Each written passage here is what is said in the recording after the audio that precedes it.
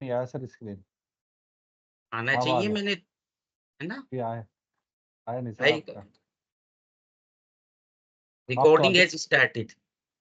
अब ठीक है। स्क्रीन देखो, ये आएगा ना, अब स्क्रीन दिख रहा आ, होगा। आगे से आगे आगे। ठीक है। तो ओके। बच्चों देखो, आज की क्लास में हमें क्या पढ़ना था? आखिरी काम है, पांचवी और आखिरी क्लास है ये हमारी, स्टैंडर्ड कॉस्टिंग। और पूरे 15 नंबर का सवाल आपके पेपर में स्टैंडर्ड कॉस्टिंग पर आता है, जैसा मैंने पहले बता रखा था। सिलेबस में प्रिसाइजली क्या लिखा है और क्या करना है वो कल भी दिखा कर गया था मैं, अभी दिखा देंगे, ठीक है? तो पहले समझो थोड़ा सा इसमें स्टैंडर्ड कॉस्ट क्या है, स्टैंडर्ड कॉस्टिंग क्या है, बजटरी कंट्रोल से वो कैसे डिफरेंट है। और मतलब अल्टीमेटली इसमें स्टैंडर्ड कॉस्टिंग का पर्पस क्या होता है? वेरिएंस एनालिसिस करना। क्या पर्पस होता है? वेरिएंस एनालिसिस करना। और दो तरह की मतलब वेरिएंस आपको यहाँ पढ़नी है बीकॉम प्रोग्राम के हिसाब से। कौन कौन सी वेरिएंस पढ़नी है? एक मटेरियल वेरिएंस और दूसरा पढ़नी है लेबर वेरिएंस। ओवरहेड वेरिएंस और सेल्स वेरिएंस आपके कोर्स में नहीं है, तो उसको आप छोड़ देंगे, ठीक है? तो ये 2 घंटे का सेशन है, आपको पता है, 5 बजे से 7 बजे तक। तो इसको अच्छे से पढ़ेंगे और आखिरी 15 नंबर आप इस पेपर में अपने ले लेंगे आज की क्लास ध्यान से सुनने के बाद, ठीक है? तो सबसे पहले स्टार्ट करते हैं। देखो स्टैंडर्ड कॉस्ट क्या होती है? Standard cost are pre determined cost और target cost that should be incurred under efficient operating conditions. क्या मतलब हुआ? जो एफिशिएंट ऑपरेटिंग कंडीशंस हैं उसके अंदर जो कॉस्ट इनकर होगी वो हमारी स्टैंडर्ड कॉस्ट कहलाती है, ठीक? मतलब बजट जो बनाते हैं वो तो हम एक अनुमान लगाते हैं, उसमें कंडीशन से कोई मतलब नहीं है। लेकिन यहाँ पर अगर स्टैंडर्ड आउटपुट इतनी रहेगी, स्टैंडर्ड कंडीशंस ये रहेंगी, अगर सब कुछ ऐसे रहेगा तो हमारी कॉस्ट कितनी होनी चाहिए? According to Chartered Institute of Management Accountants, London, standard cost is the predetermined cost based on technical estimates for material, labor, overhead for a selected period of time. क्या मतलब हुआ? Standard cost pre determined cost है, advance में तय करेंगे, based on, अभी बोला था ना हमने, नॉर्मल एफिशिएंट ऑपरेटिंग कंडीशन में इसको तय करेंगे। तो based on technical estimates, based on technical estimates for material, material का जो एस्टीमेट हमने लगाया, लेबर का जो एस्टीमेट लगाया, ओवरहेड का जो एस्टीमेट लगाया, for a selected period of time, मतलब एक निश्चित अवधि के लिए, for a prescribed set of working conditions, ठीक है? तो किस कंडीशन के अंदर किस तरीके की वर्किंग कंडीशन में ये हम करने वाले हैं। तो ये थोड़ा सा स्टैंडर्ड कॉस्ट की डेफिनेशन मैंने बताई, ठीक है? इसके बाद देखो अब स्टैंडर्ड कॉस्टिंग क्या है। जब हम स्टैंडर्ड कॉस्ट को बनाते हैं और उसको यूज करते हैं, basically standard costing is simply the name given to a technique, technique का नाम है whereby standard cost are computed and subsequently compared with the actual cost। जैसे बजटरी कंट्रोल में भी बता रहे थे, तो इसमें स्टैंडर्ड कॉस्ट हम पहले तय करेंगे, उसको एक्चुअल कॉस्ट से कंपेयर करेंगे to find out the differences between the two. दोनों में क्या डिफरेंसेस है ये हम देखेंगे। These differences known as variances. तो जो स्टैंडर्ड में और एक्चुअल में डिफरेंस है उसको बेटा हम क्या बोलते हैं? वेरिएंस बोलते हैं। Are then analyse to know the causes thereof ऑफ। फिर हम सिर्फ वेरिएंस निकालना हमारा पर्पस नहीं है, फिर देखेंगे भी ना कि उन वेरिएंस के कारण क्या है, कॉजेस क्या है, thereof, so as to provide a basis of control, ताकि फिर भविष्य में हम ये इंश्योर कर सकें कि इस तरीके की वेरिएंस हमारी दोबारा से ना हो, ठीक है? The CIMA London has defined standard costing as। तो स्टैंडर्ड कॉस्टिंग की डेफिनेशन देखो CIMA ने क्या दी है। इस चैप्टर में लगभग आधा घंटा हम थ्योरी पढ़ेंगे और 1.5 घंटा प्रैक्टिकल पढ़ेंगे। जैसा कल भी मैंने बताया था कि कुछ थ्योरी भी आता है बजटरी कंट्रोल से, कुछ प्रैक्टिकल भी आता है। इसी तरह स्टैंडर्ड कॉस्टिंग से भी बेटा कुछ थ्योरी भी आता है, कुछ प्रैक्टिकल भी आता है। हाँ, मार्जिनल कॉस्टिंग और डिसीजन मेकिंग वाला जो था वहां से प्रैक्टिकल ज्यादा आता है, थ्योरी लगभग ना के बराबर आता है। और जो सबसे पहले दिन हमने पढ़ा था इंट्रोडक्शन और रेस्पॉन्सिबिलिटी अकाउंटिंग, उसमें से तो सारा का सारा थ्योरी ही आता है, ठीक है? तो जहां जो जितनी जरूरत है मैं उसी हिसाब से बेटा क्लास को कंडक्ट करता हूं। तो these differences known as variances are then analysed to know the causes thereof so as to provide a basis of control, ठीक है? तो हम पढ़ रहे थे CIMA लंदन ने कैसे डिफाइन किया है स्टैंडर्ड कॉस्टिंग को। The preparation of standard cost and applying them to measure the variation from actual cost. क्या कर रहे हैं इसमें, स्टैंडर्ड कॉस्ट बना रहे हैं और उसको एक्चुअल कॉस्ट से कंपेयर कर रहे हैं। एंड एनालाइजिंग द कॉजेस होना चाहिए था एक्चुअली, ठीक है, कॉजेस ऑफ वेरिएशंस, क्यों वेरिएशन हो रहा है, with a view to maintain maximum efficiency in production. ठीक है, तो प्रोडक्शन में हमारी मैक्सिमम एफिशिएंसी होनी चाहिए, ये हम ध्यान में रखते हुए काम करेंगे। एप्लीकेबिलिटी ऑफ स्टैंडर्ड कॉस्टिंग, अब स्टैंडर्ड कॉस्टिंग लगेगा कहां पर, ये समझने की जरूरत है। देखो, a sufficient volume of standard products और component should be produced। क्या समझे, मतलब जो हम प्रोडक्ट बना रहे हैं वो स्टैंडर्ड प्रोडक्ट है। स्टैंडर्ड प्रोडक्ट मतलब एक जैसी यूनिट्स हम बनाएंगे, ठीक है। अगर आप एक हलवाई के पास जाकर गुलाब जामुन देखेंगे तो सबका साइज लगभग सेम होगा, तो स्टैंडर्ड प्रोडक्ट है वो, ठीक है। सफिशिएंट वॉल्यूम वो उसका बनाएगा और component should be produced. Methods, operations and processes should be capable of being standardised. उसको बनाने का जो मेथड है वो मतलब अपनी मर्जी का नहीं है कि मैं जैसे मर्जी बनाऊंगा, एक स्टैंडर्डाइज्ड मेथड हम यूज करेंगे। A sufficient number of cost should be capable of being controlled. और जो कॉस्ट है ना उसकी, स्टैंडर्ड कॉस्टिंग का पर्पस क्या है, मतलब कहीं ना कहीं कॉस्ट कंट्रोल की ही एक टेक्निक है ये। तो कॉस्ट को कंट्रोल करना भी मतलब पॉसिबल होना चाहिए, तभी ये बात बनेगी। Industries producing standardised products which are repetitive in nature, that is industries using process costing method. तो प्रोसेस कॉस्टिंग पढ़ा था ना आपने कॉस्ट अकाउंटिंग में, process a, process b, process c से हमारा प्रोडक्ट चलता था। तो उस तरीके की इंडस्ट्रीज में बेटा स्टैंडर्ड कॉस्टिंग बहुत ज्यादा काम आता है। Fulfil all the above condition, क्योंकि हम मतलब प्रोसेस कॉस्टिंग में, प्रोसेस इंडस्ट्रीज में ये तीनों कंडीशन सेटिस्फाई हो जाती हैं। And thus the system can be used to the best advantage in such industries। तो इन इंडस्ट्रीज में ये सिस्टम हम बेस्ट एडवांटेज के तौर पर यूज कर सकते हैं। Examples are fertiliser, cement, steel, sugar etcetera. तो ये कुछ इंडस्ट्रीज की बात की है जहां पर हम स्टैंडर्ड कॉस्टिंग को आराम से यूज कर सकते हैं। इसके बाद देखिए नेक्स्ट अब जो बात हो रही है, एक बार मैं दिखा दूंगा सिलेबस में और गाइडलाइंस में आपको, जैसे मैं हर बार दिखाता हूं, पहले थोड़ा सा पढ़ा दें। एक सेकंड बेटा, एक सेकंड।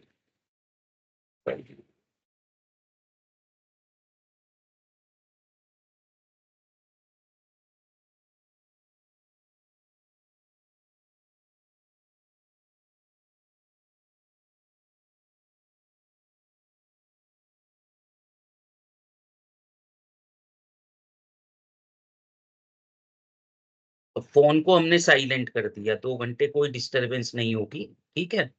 तो हम कहां पर थे, standard costing and budgetary control comparison. मैंने बोला था ना स्टैंडर्ड कॉस्टिंग और बजटरी कंट्रोल में कंपैरिजन, ये भी अक्सर आता है पेपर में, थ्योरी में क्वेश्चन की। तो जब हम कंपैरिजन की बात करते हैं तो कुछ तो पॉइंट्स ऑफ सिमिलैरिटी होते हैं और कुछ पॉइंट ऑफ डिफरेंसेस होते हैं। मतलब कई बार तो आपको समझ आएगा ना कि बजट और स्टैंडर्ड एक ही है, लेकिन एक्चुअली वो एक नहीं है, तो पर्पस दोनों का काफी हद तक एक ही है। तो वो आपको समझना है। देखो, जब हम सिमिलैरिटी की बात करें, the establishment of pre determined targets of performance, क्या मतलब हुआ, जब हम बजट बनाते हैं तो भी प्री डिटरमाइंड टारगेट बनाते हैं, स्टैंडर्ड में भी हम प्री डिटरमाइंड टारगेट बनाते हैं। फर्क कहां पर आता है, जब हम स्टैंडर्ड कॉस्टिंग करेंगे तो उसमें एक स्पेसिफाइड सिचुएशन के अंदर इसको हम कर रहे होते हैं। The measurement of actual performance, दोनों में हम एक्चुअल परफॉर्मेंस को भी मेजर करेंगे।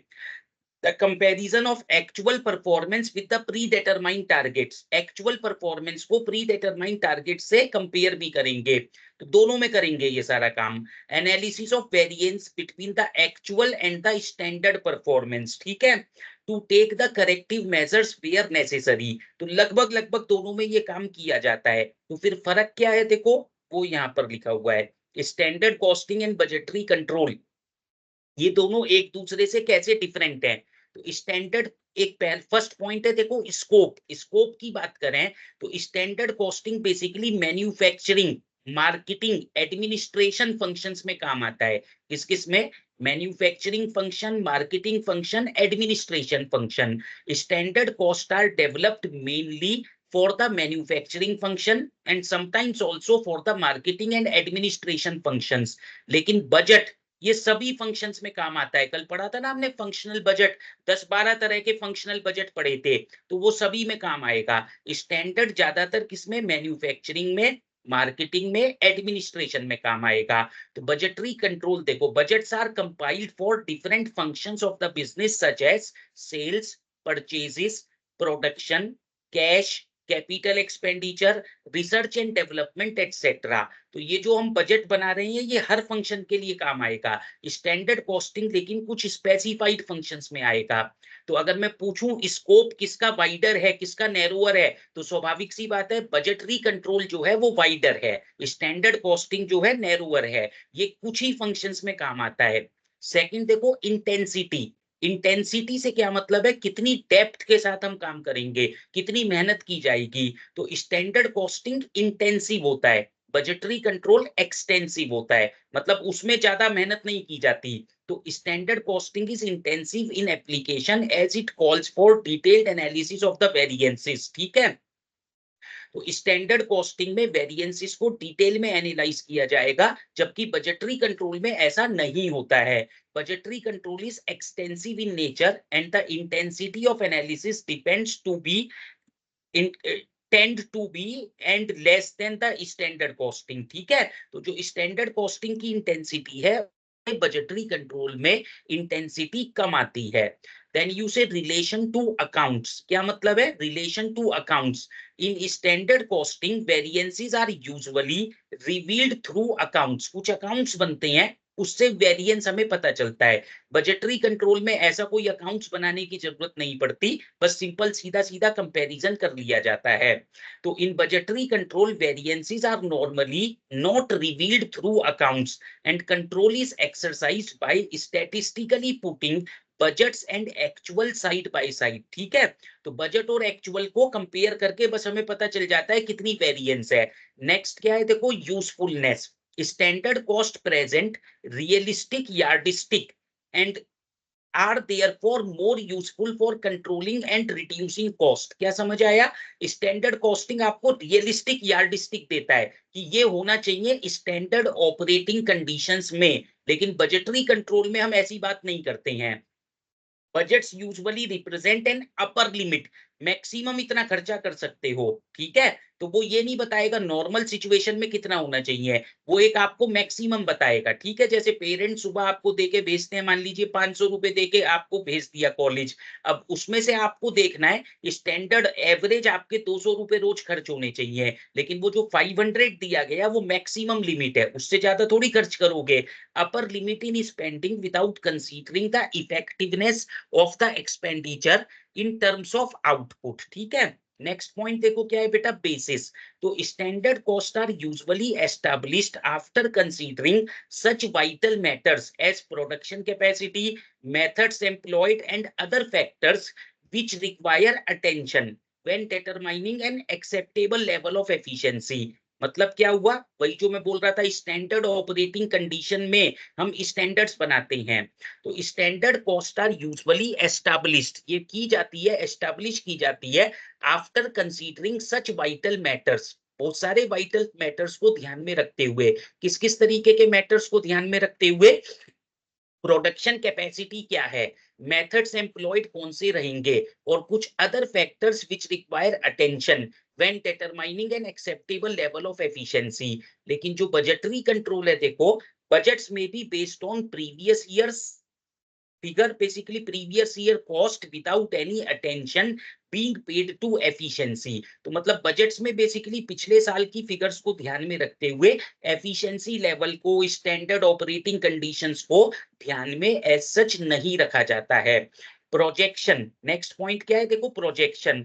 Standard cost is a projection of cost accounts, cost accounts जो हम बनाते हैं उसको प्रोजेक्ट करते हैं समझो स्टैंडर्ड कॉस्ट में।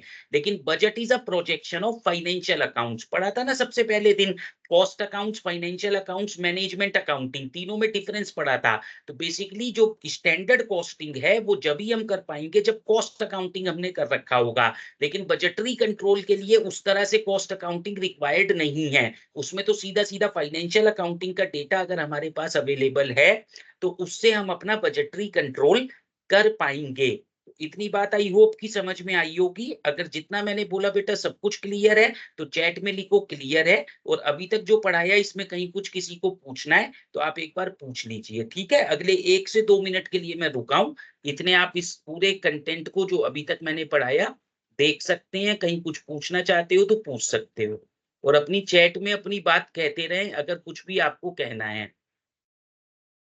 ये चैट हमने खोली। Good evening sir, good evening. बाकी क्लियर है तो बेटा क्लियर है लिखिए सभी, और कुछ पूछना चाहते हो तो पूछ लीजिए।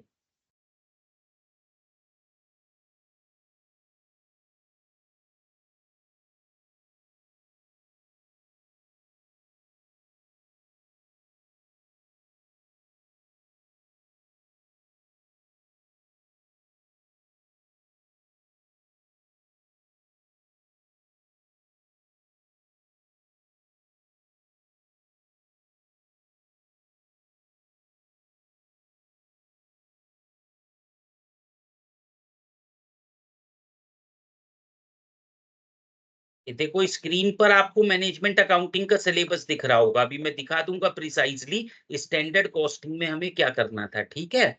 और एक आखिरी चीज इसमें वो जो गाइडलाइंस जैसे मैं दिखाया करता हूँ, तो ये फाइल है।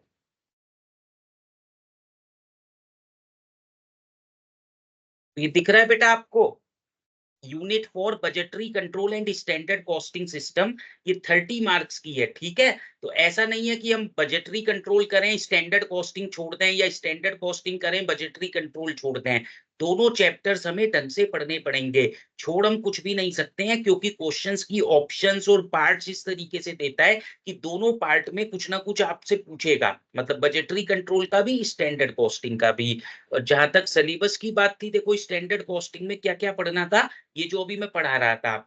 मीनिंग ऑफ स्टैंडर्ड कॉस्ट पढ़ाया ना हमने, स्टैंडर्ड कॉस्टिंग के बारे में बताया। एडवांटेजेस लिमिटेशंस अभी हम पढ़ाने वाले हैं। एप्लीकेशंस मैंने पढ़ाया था, बताया था ना, प्रोसेस कॉस्टिंग वाली जो इंडस्ट्रीज हैं उसमें स्टैंडर्ड कॉस्टिंग काम आता है। और ये वेरिएंस एनालिसिस जो है इसको अभी हम पढ़ेंगे डिटेल में। Material and labour variances only. Control ratios हमने कल पढ़ ही लिया था, ठीक है। तो अभी पहले एक काम क्या करना है, एडवांटेजेस एंड लिमिटेशंस पढ़ना है, और उसके बाद हम इसकी वेरिएंस एनालिसिस पर आ जाएंगे। तो आपको सिलेबस वाला कंटेंट भी दिखा दिया, पेपर की वेटेज भी दिखा दी। और एक बार अब हम वापस आ जाते हैं अपनी मीटिंग में जहां थे, और देखते हैं चैट में कुछ लिखा किसी ने। बेटा क्लियर है वगैरह लिखो ना कुछ, अगर समझ आ रहा है मैंने जो बोला। गौरव, टीशा, कार्तिक, 3 ही बच्चे हैं आज। इतने कम बच्चे कैसे रह गए? बुलाया करो अपने दोस्तों को।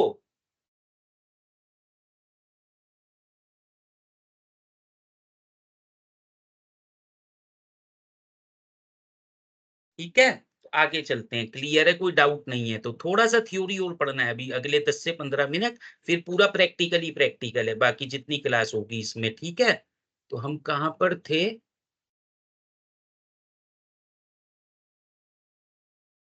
इसको देखो, ये पढ़ा रहा था मैं। एडवांटेजेस ऑफ स्टैंडर्ड कॉस्टिंग था ना सिलेबस में लिखा हुआ, क्योंकि वहां लिखा हुआ है वो देखकर कॉन्फिडेंस आता है कि एक्चुअली हम क्या पढ़ रहे हैं और क्यों पढ़ रहे हैं। सर ऐसे ही तो पता नहीं कुछ नहीं पढ़ाए जा रहे हैं, ये भी तो आपको समझ में आनी चाहिए ना बात। क्या कोई बीप क्यों आई थी? कोई रीजन नहीं है, ठीक है। वापस हम वहीं आ जाते हैं। हाँ जी बेटा, एडवांटेजेस ऑफ स्टैंडर्ड कॉस्टिंग लिखा था ना वहां, सिलेबस अभी दिखाया। Advantages and limitations of standard costing. जितनी भी थ्योरी मैंने पढ़ाई है ये सब पेपर में आने वाली है, मतलब किसी ना किसी तरीके से। तो आपको ढंग से पढ़ना है बेटा। फर्स्ट पॉइंट क्या लिखा हुआ है, इफेक्टिव कॉस्ट कंट्रोल। अभी ऊपर पढ़ाया था ना जब मैं समझा रहा था कि standard costing is a technique of cost control. Standard costing हमें कॉस्ट कंट्रोल करने में मदद करती है। The most important advantage of a standard costing is that it facilitates the control of cost, ठीक है। कॉस्ट को कंट्रोल करने में मदद करती है। हेल्प्स इन प्लानिंग, प्लानिंग में मदद करती है। प्री डिटरमाइंड स्टैंडर्ड्स बनाते हो ना कि इस सिचुएशन में इस तरीके की कॉस्ट होगी हमारी। तो establishing standards is very useful exercise in business planning which instills in management a habit of thinking in advance. ठीक है, तो एस्टैब्लिशिंग स्टैंडर्ड्स, स्टैंडर्ड्स हम बनाते हैं प्लानिंग के अंदर, ये काम आएगा, आता है स्टैंडर्ड कॉस्टिंग। ठीक है, प्रोवाइड्स इंसेंटिव्स, जो अच्छा करते हैं स्टैंडर्ड से तो उनको इंसेंटिव मिलेगा ना, तो मतलब एक तरीके से मोटिवेशन रहता है। Standards provide incentives and motivation to work with greater effort. ठीक है, अगर कोई स्टैंडर्ड ही ना हो तो कंपेयर कैसे करोगे, पता कैसे चलेगा कौन एफिशिएंट है कौन इनएफिशिएंट है, क्या फायदा हुआ क्या नुकसान हुआ, कुछ नहीं पता चलेगा। तो ये सब पता करने के लिए स्टैंडर्ड का होना बहुत जरूरी है। नेक्स्ट क्या है, देखो, fixing prices and formulating policies. तो प्राइस फिक्सेशन के लिए, पॉलिसीज बनाने के लिए भी स्टैंडर्ड कॉस्टिंग आपका काम आता है। तो standard cost are a valuable aid to management in determining prices and formulating production policies. ठीक है, तो प्राइसेस बनाने के लिए, तय करने के लिए, पॉलिसीज तय करने के लिए हमें स्टैंडर्ड कॉस्टिंग बहुत काम आता है। जैसे for example, prices may be fixed by adding standard margin of profit to a standard cost. कल कर रहे थे ना मार्जिनल कॉस्टिंग, जब कर रहे थे कि एक डिजायर्ड प्रॉफिट कितना है वो ऐड कर लो, उससे आपका पता चल जाएगा कितने का प्राइस हमें तय करना है कॉस्ट के अंदर। कॉस्ट कौन सी, स्टैंडर्ड कॉस्ट। ठीक है, तो प्राइस हम फिक्स कर सकते हैं। नेक्स्ट क्या है, देखो, फैसिलिटेट्स डेलीगेशन ऑफ अथॉरिटी। तो जब स्टैंडर्ड्स बना दिए तो अथॉरिटी को डेलीगेट कर सकते हो, in order that the responsibility for of standard performance may be identified directly with the persons concerned. An organization chart is prepared which shows the delegated authority and establishes responsibility of each executive। आया समझ में? तो delegation of authority हम आसानी से कर सकते हैं, ये पता है किसको क्या काम करना है, क्या स्टैंडर्ड अचीव करना है। तो जब ये सारी क्लैरिटी होगी तो काम एज पर एक्सपेक्टेशन होने की अच्छी संभावना रहेगी। नेक्स्ट क्या है, देखो बेटा, फैसिलिटेट्स कोऑर्डिनेशन। कोऑर्डिनेशन में ये हमारी मदद करता है। while establishing standards, the performance of different departments such as production, sales, purchases, etc. is taken into account। तो कल भी हम समझा रहे थे बजटरी कंट्रोल भी आपको कोऑर्डिनेशन में मदद करता था, इसी तरह स्टैंडर्ड कॉस्टिंग भी कोऑर्डिनेशन में मदद करता है। while establishing standards, the performance of different departments such as production, sales, purchases, etc. is taken into account। thus though the working of standard cost system, through working of standard cost system, coordination of various function is achieved। तो different functions का coordination easily achieve किया जा सकता है। Next क्या है, देखो, eliminates waste. Waste नहीं होने देगा, स्टैंडर्ड्स जब हमने तय कर रखे हैं तो वेस्टेज नहीं होगी। By fixing standard, certain waste such as material wastage, idle time, lost machine hours etcetera are to be reduce. ठीक है, तो स्टैंडर्ड तय कर लेंगे तो वेस्टेज को हम रिड्यूस कर सकते हैं। Valuation of stock, standard costing simplifies the valuation of stock because the stock is valued at a standard cost। ठीक है, तो स्टॉक वैल्यूएशन की कोई टेंशन नहीं है, स्टैंडर्ड कॉस्ट है, उसी पे कितनी यूनिट आपके पास है उसी पे वैल्यू कर लोगे, तो वैल्यूएशन ऑफ स्टॉक का सिंप्लीफिकेशन हो जाएगा, आसानी से आप कर पाओगे।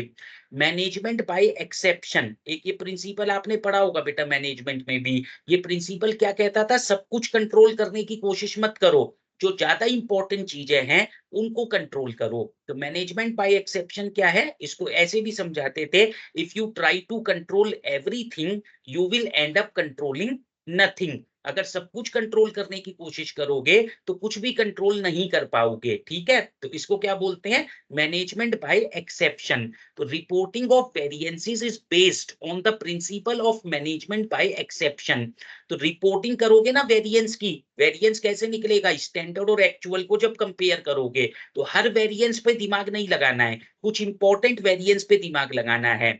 Only variances beyond a predetermined limit may be considered by the management for corrective action। क्या मतलब हुआ, जो प्री डिटरमाइंड लिमिट, मतलब लेटर से 10% होगा तो चलेगा, उसके ऊपर है तो हमें टेंशन होगी। तो इस तरीके से मैनेजमेंट बाय एक्सेप्शन हमें देखना पड़ेगा। नेक्स्ट क्या है, देखो, इकोनॉमिकल एंड सिंपल, आसानी से हो जाता है, ज्यादा पैसा और समय नहीं लगता है।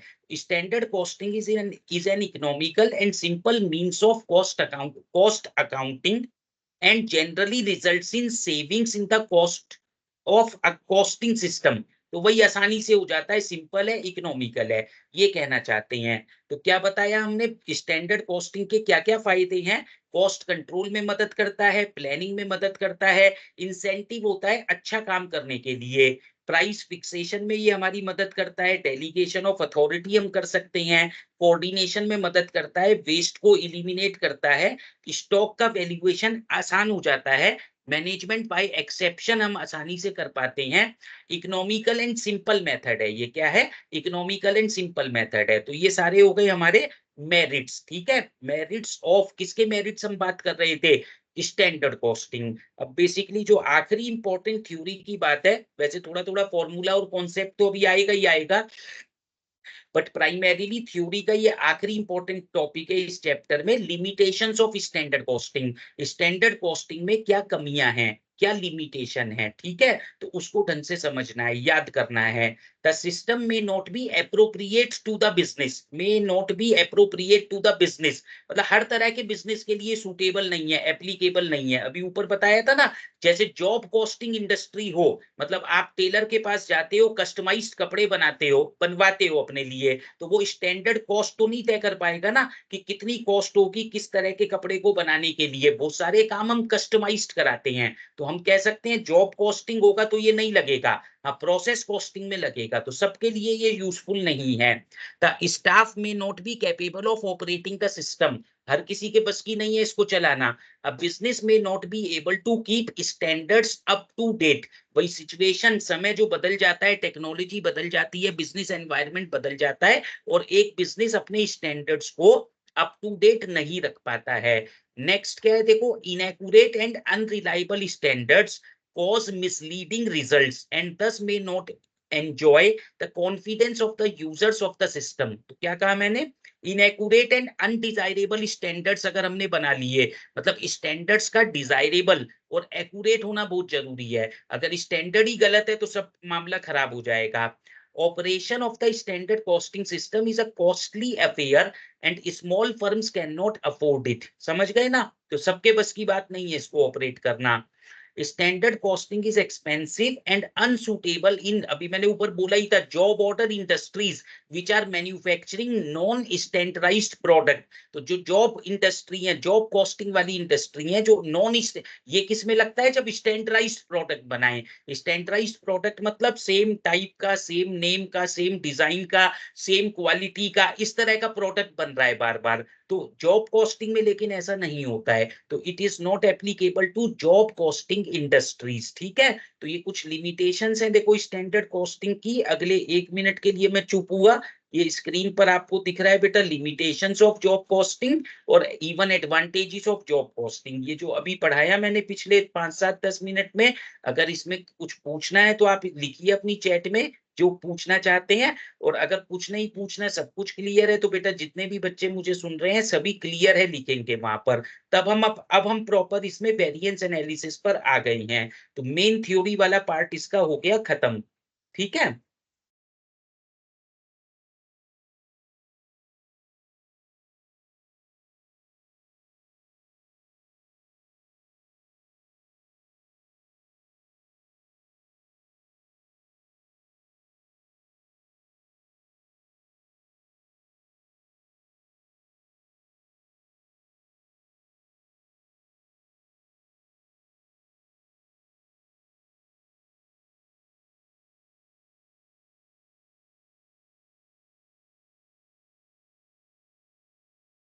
ठीक, तो ये लिमिटेशन, अब देखें एक बार आपने क्या लिखा चैट में।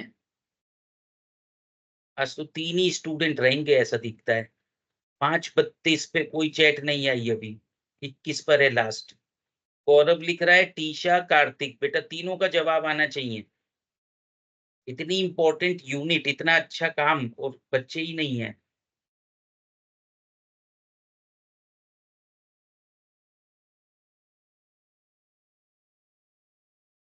पूछिए क्या पूछ रहे हैं गौरव?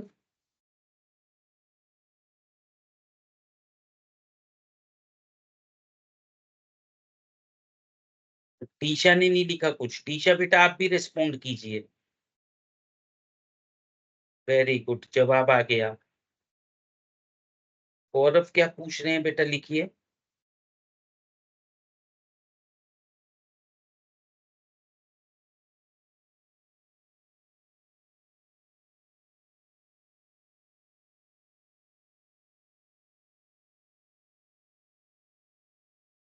15 नंबर के थ्योरी के क्वेश्चन के लिए कितना पेज को, ऐसा कोई हार्ड एंड फास्ट रूल नहीं है बेटा, ये मैनेजमेंट का पेपर नहीं है।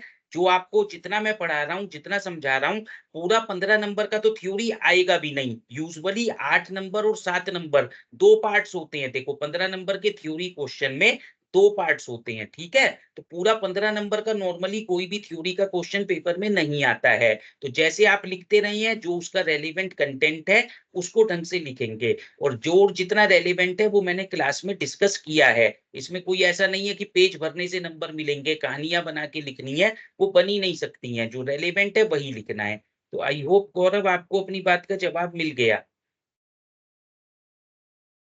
ठीक है, तो अब हम आगे चल सकते हैं। देखो, लिमिटेशंस ऑफ स्टैंडर्ड कॉस्टिंग हमारा हो गया पूरा। अब देखो, वेरिएंस एनालिसिस पढ़ा था ना, कि इसमें अगली चीज हमें जो पढ़नी थी वेरिएंस एनालिसिस। तो कॉस्ट वेरिएंस, वेरिएंस से क्या मतलब होता है, difference between standard and actual is known as variance. तो स्टैंडर्ड और एक्चुअल का जो डिफरेंस है उसको हम क्या बोलते हैं, वेरिएंस बोलते हैं। Cost variance is the difference between standard cost and the comparable actual cost incurred during a period. ठीक है, तो स्टैंडर्ड कॉस्ट और एक्चुअल कॉस्ट का जो डिफरेंस है वो हम वेरिएंस एनालिसिस में देखते हैं। Variance analysis is the process of analysing variances by subdividing the total variance in such a way that the management can assign responsibility for any off standard performance। क्या मतलब हुआ, variance analysis का क्या purpose होता है, अगर हम standard के हिसाब से काम नहीं कर पा रहे हैं तो उसको कैसे कंट्रोल किया जाएगा, उसके लिए कौन जिम्मेदार है, ये हम वेरिएंस एनालिसिस में तय करते हैं। अब देखो, ये एक चार्ट बना हुआ है, ये आपको बता रहा है कि किस किस तरीके की वेरिएंस होती हैं। एक मैंने बताया था ना, मटेरियल कॉस्ट वेरिएंस, एक लेबर कॉस्ट वेरिएंस। यहाँ पर ओवरहेड भी दिखाई दे रहा है, वो आपको नहीं पढ़ना है। यहाँ पर सेल्स तो खैर दिखाई नहीं दे रहा, ठीक है। अब एक एक करके समझो। मटेरियल कॉस्ट वेरिएंस जब हम पढ़ेंगे तो मतलब जो स्टैंडर्ड कॉस्ट होनी चाहिए थी मटेरियल की और एक्चुअल क्या हुई है, दोनों का डिफरेंस होता है। अब इसको दो पार्ट में डिवाइड करते हैं, मटेरियल कॉस्ट वेरिएंस दो पार्ट में डिवाइड करते हैं। एक बोलते हैं मटेरियल प्राइस वेरिएंस और दूसरा क्या होता है, मटेरियल यूसेज वेरिएंस। यूसेज का नाम एक और होता है क्वांटिटी वेरिएंस। क्या बोलते हैं, क्वांटिटी वेरिएंस, ठीक है। तो material cost variance is equal to material price variance plus material quantity या यूसेज वेरिएंस, ठीक है। अब ये जो मटेरियल यूसेज वेरिएंस है इसको भी हम दो पार्ट में डिवाइड करते हैं। एक बोलते हैं मटेरियल मिक्स वेरिएंस और दूसरा बोलते हैं मटेरियल यील्ड वेरिएंस। तो अब क्या समझ में आया, अगर मैं मटेरियल मिक्स और मटेरियल यील्ड को जोड़ दूं तो क्या निकल कर आएगा, मटेरियल यूसेज। और इसी तरह जब मैं मटेरियल प्राइस और मटेरियल यूसेज को जोड़ दूं तो क्या निकल कर आएगा, मटेरियल कॉस्ट वेरिएंस, ठीक है। तो ये पूरा हो गया मटेरियल कॉस्ट वेरिएंस का कॉन्सेप्ट। इसी तरह बेटा देखो, लेबर कॉस्ट वेरिएंस, ठीक है, बिल्कुल सेम है, जैसे मटेरियल चलता है ऐसे ही लेबर चलता है। तो वहां पर प्राइस है या रेट रहेगा, प्राइस का नाम रेट हो जाता है, ठीक है। यूसेज का नाम एफिशिएंसी हो जाता है, यूसेज को यहाँ पर क्या बोलते हैं, एफिशिएंसी। तो जो लेबर कॉस्ट वेरिएंस है उसको दो पार्ट में डिवाइड करते हैं। एक होता है लेबर रेट वेरिएंस और दूसरा लेबर एफिशिएंसी वेरिएंस। क्या बोला मैंने, लेबर रेट वेरिएंस और दूसरा क्या है, लेबर एफिशिएंसी वेरिएंस, ठीक है। अब ये जो एफिशिएंसी वेरिएंस है इसको तीन पार्ट में डिवाइड करते हैं लेबर के केस में। एक तो बोलते हैं लेबर मिक्स वेरिएंस, जैसे मटेरियल मिक्स अभी बताया था। एक बोलते हैं बेटा आइडल टाइम वेरिएंस, लेबर के केस में ना कुछ आवर्स, कुछ घंटे लूज हो जाते हैं, जैसे कई बार मतलब वो काम नहीं कर पाते हैं, ब्रेक डाउन हो गया मशीनरी का, इलेक्ट्रिसिटी नहीं है। तो इस तरीके की जो वेरिएंस होती है वो आइडल टाइम वेरिएंस होती है। And finally labour yield variance, जैसे अभी वहां दिख रहा है ना आपको मटेरियल यील्ड वेरिएंस, इसी तरह से लेबर यील्ड वेरिएंस होता है। तो अब इसका मतलब यहां भी आपको समझ आया होगा मैंने क्या बोला, कि labour mix variance plus idle time variance plus labour yield variance, इन तीनों को हम जोड़ दें तो क्या निकलता है, लेबर एफिशिएंसी वेरिएंस। क्या निकलता है, लेबर एफिशिएंसी वेरिएंस। और जब हम लेबर रेट वेरिएंस जमा लेबर एफिशिएंसी वेरिएंस करेंगे तो वापस क्या निकल आता है, लेबर कॉस्ट वेरिएंस, ठीक है। तो इसको पहले थोड़ा सा समझना है, स्ट्रक्चर क्या है मटेरियल वेरिएंस का और लेबर वेरिएंस का। अब एक एक देखो हम पढ़ेंगे, उसका फॉर्मूला समझेंगे, याद करेंगे और फिर पूरा प्रॉपर न्यूमेरिकल एग्जांपल लेंगे, ठीक है। तो कम से कम 2 न्यूमेरिकल तो करना ही है, एक मटेरियल वेरिएंस का और एक लेबर वेरिएंस का। समय मिलेगा तो और एक्स्ट्रा प्रैक्टिस करा देंगे। तो अभी मैंने बताया था ना, मटेरियल वेरिएंस में पहले नंबर पर क्या आता है, बोलो? Material cost variance. क्या आता है? Material cost variance. इससे क्या मतलब है? अब देखो, this is the difference between the standard cost of direct material specified for the output achieved. जितनी यूनिट आपने बनाई है उसकी स्टैंडर्ड कॉस्ट क्या होनी चाहिए थी, and the actual cost of direct material used. वो जो मटेरियल हमने यूज किया है उसकी एक्चुअल कॉस्ट क्या है, और जितनी यूनिट हमने बनाई है। ठीक है, देखो ध्यान से पढ़ो। Standard cost of direct material specified for the output achieved, ये बहुत इंपॉर्टेंट है। For the output achieved. देखो, अगर मैं चाहता था कि मुझे 400 यूनिट बनानी है, लेकिन मैंने बनाई है 300, वो जो स्टैंडर्ड मिक्स दे रखा होगा वो तो 400 के हिसाब से दे रखा होगा। तो पहले मुझे 300 के हिसाब से उसे कन्वर्ट करना पड़ेगा कि 300 अगर मैं बनाता तो उसमें कितना कितना कंपोनेंट मुझे दोनों का चाहिए था। तो ये बहुत ढंग से समझ लो बेटा, मटेरियल कॉस्ट वेरिएंस का क्या फॉर्मूला लिखा हुआ है? Standard cost of actual output. जो एक्चुअल आउटपुट बनी है हमारी, उसकी स्टैंडर्ड कॉस्ट क्या बनती है, उसमें से क्या घटा दोगे? एक्चुअल कॉस्ट घटा दोगे। क्या घटा दोगे, बोलो? एक्चुअल कॉस्ट घटा दोगे। ठीक है, तो मटेरियल कॉस्ट वेरिएंस क्या है नाम? Material cost variance. तो क्या है इसका formula? Standard cost minus actual cost. क्या नाम है? Standard cost minus actual cost. Standard cost अब ये निकलेगी कैसे? वही मैंने अभी बताया आपको, standard quantity for actual output. जब हम न्यूमेरिकल लेंगे तो समझ में आएगा। जैसे मटेरियल ए, समझो ध्यान से मैं क्या बोल रहा हूं। 400 यूनिट अगर मैं एक्सपेक्ट कर रहा था बनेंगी, स्टैंडर्ड आउटपुट थी मान लो 400 और एक्चुअल आउटपुट है 300। ये समझो पहले, 400 बनाने के लिए मटेरियल ए की मुझे 80 यूनिट चाहिए थी। कितनी चाहिए थी, बोलो? 80। तो अब मैंने 300 बनाई है, 300 के लिए कितनी चाहिए होती, वो हमें निकालना है। तो फिर वो यूनिटरी मेथड लगता था ना, कि 400 के लिए तो 80 चाहिए थी, एक के लिए कितनी चाहिएगी? 80/400। लेकिन हमने बनाई है 300, तो 300 के लिए कितनी चाहिएगी? 80/400 गुणा 300।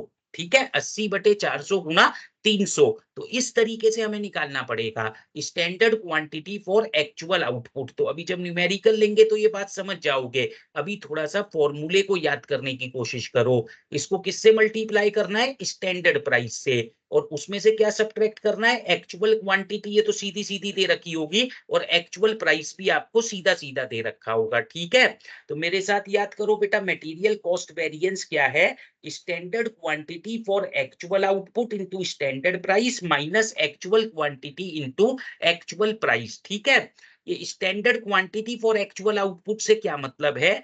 जो एक्चुअल आउटपुट है हमारी बनी, उसके लिए स्टैंडर्ड क्वांटिटी कितनी होनी चाहिए थी, वो हम देखेंगे। क्योंकि जो स्टैंडर्ड आउटपुट हम सोच रहे थे उसके लिए जो क्वांटिटी चाहिए थी वो तो वहां दे ही रखी होगी। जैसे अभी मैंने सीधा सीधा एग्जांपल बताया है कि मटेरियल ए की 80 यूनिट चाहिए थी 400 आउटपुट बनाने के लिए, लेकिन एक्चुअली आउटपुट बनी है 300। तो मैं कैसे करूंगा?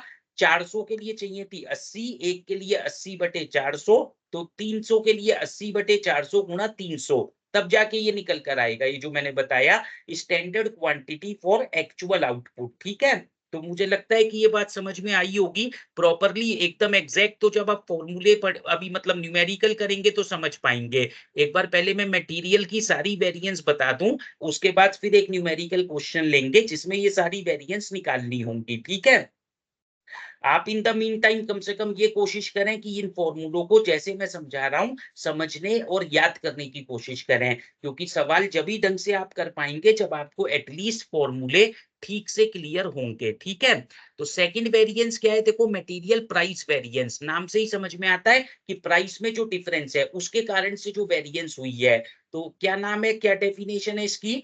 that portion of the material cost variance which is due to the difference between standard price specified and the actual price paid। ठीक है, तो जो स्टैंडर्ड प्राइस था और जो एक्चुअल प्राइस है, दोनों में जो डिफरेंस है उसके कारण जो वेरिएंस अराइज होती है उसको हम क्या बोलते हैं? Material price variance. क्या बोलते हैं, बोलो? Material price variance. ठीक है, फॉर्मूला क्या है देखो मटेरियल प्राइस वेरिएंस का, आसान है, इसमें कोई ज्यादा टेंशन नहीं है, सीधा सीधा याद हो जाएगा, standard price minus actual price into actual quantity.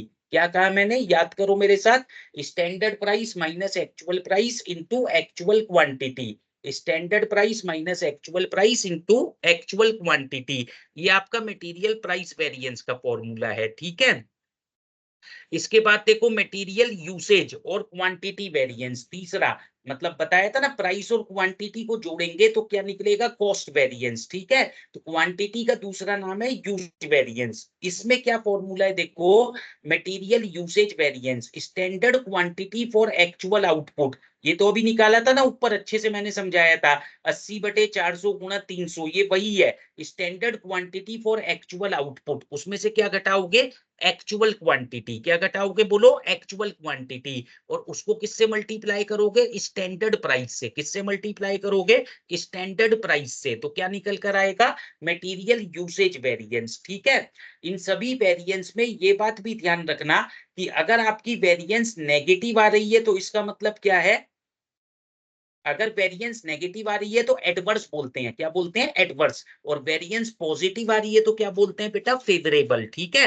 तो पॉजिटिव वेरिएंस जो है उसको फेवरेबल बोलते हैं और नेगेटिव वेरिएंस को एडवर्स बोलते हैं। यहाँ ये बता भी रहा है, देखो अभी जो मैंने आपको उस चार्ट में भी दिखाया था कि मटेरियल कॉस्ट वेरिएंस किसके बराबर होती है, material price variance plus material usage variance. क्या बताया था, material price variance plus material usage variance, ठीक है। तो ये आपकी मटेरियल कॉस्ट वेरिएंस थी।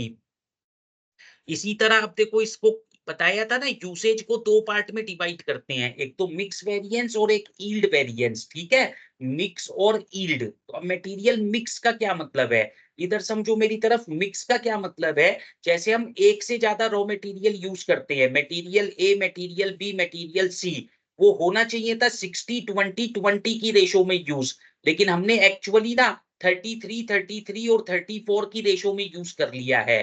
तो जब हम प्रोपोर्शन गड़बड़ कर देते हैं, जिस प्रोपोर्शन में हमें रॉ मटेरियल यूज करना चाहिए था, मिक्स बदल गया, ठीक है, प्रोपोर्शन बदल गया, उसके कारण जो वेरिएंस अराइज होती है उसको हम क्या बोलते हैं, मटेरियल मिक्स वेरिएंस। क्या बोलते हैं बेटा, मटेरियल मिक्स वेरिएंस। तो इसके लिए क्या करेंगे, जो एक्चुअल इनपुट होगी हमारी, ठीक है, तीन मटेरियल है, मान लो एक 100 यूनिट चाहिए, एक की 200, एक की 300, तो 100, 200, 300, तो कितना हो गया, 600। एक्चुअल इनपुट है मेरी 600, इनपुट मतलब जो हम यूनिट्स लगा रहे हैं उसको स्टैंडर्ड रेशो में डिवाइड करेंगे, किसमें डिवाइड करेंगे, स्टैंडर्ड रेशो में। मतलब हो सकता है मुझे स्टैंडर्ड रेशो थी 200 200 200, मतलब तीनों को किस रेशो में यूज करना था, इक्वल, तो लेकिन हमने कैसे किया है, 100 200 300, ठीक है। तो ये 600 आया, 600 को जब इक्वली कर दोगे 200 200 200, ठीक है, तो ये क्या निकल कर आता है, इसको बोलते हैं actual quantity in standard ratio.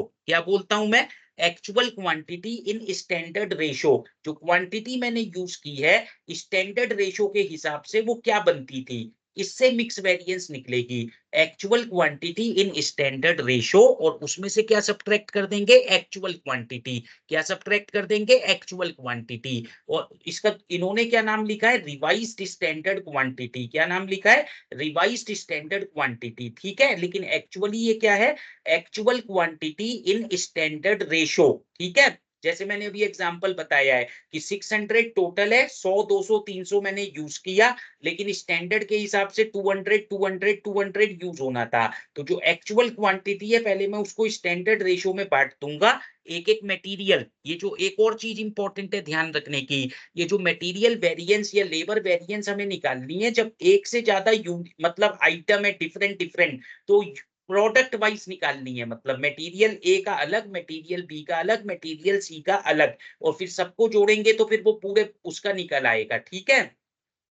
Numerical एक करेंगे तो बहुत अच्छे से समझ जाओगे मैं क्या बोल रहा हूं। तो इसमें मटेरियल मिक्स वेरिएंस में एक ये चीज अच्छे से समझो, क्या फॉर्मूला लिखा हुआ है, revised standard quantity minus actual quantity into standard price, ठीक है। तो रिवाइज्ड स्टैंडर्ड क्वांटिटी कैसे निकलेगी, उसका एक फॉर्मूला दे रखा है, मैंने तो बता ही दिया, एक्चुअल क्वांटिटी, क्वांटिटी मतलब इनपुट यूनिट्स, एक्चुअल को जोड़ लो, उसको स्टैंडर्ड वाली रेशो में डिवाइड कर दो, ये वही है, ठीक है। इन्होंने इसको एक फॉर्मूला बनाकर लिख रखा है, रिवाइज्ड स्टैंडर्ड क्वांटिटी क्या हो सकती है।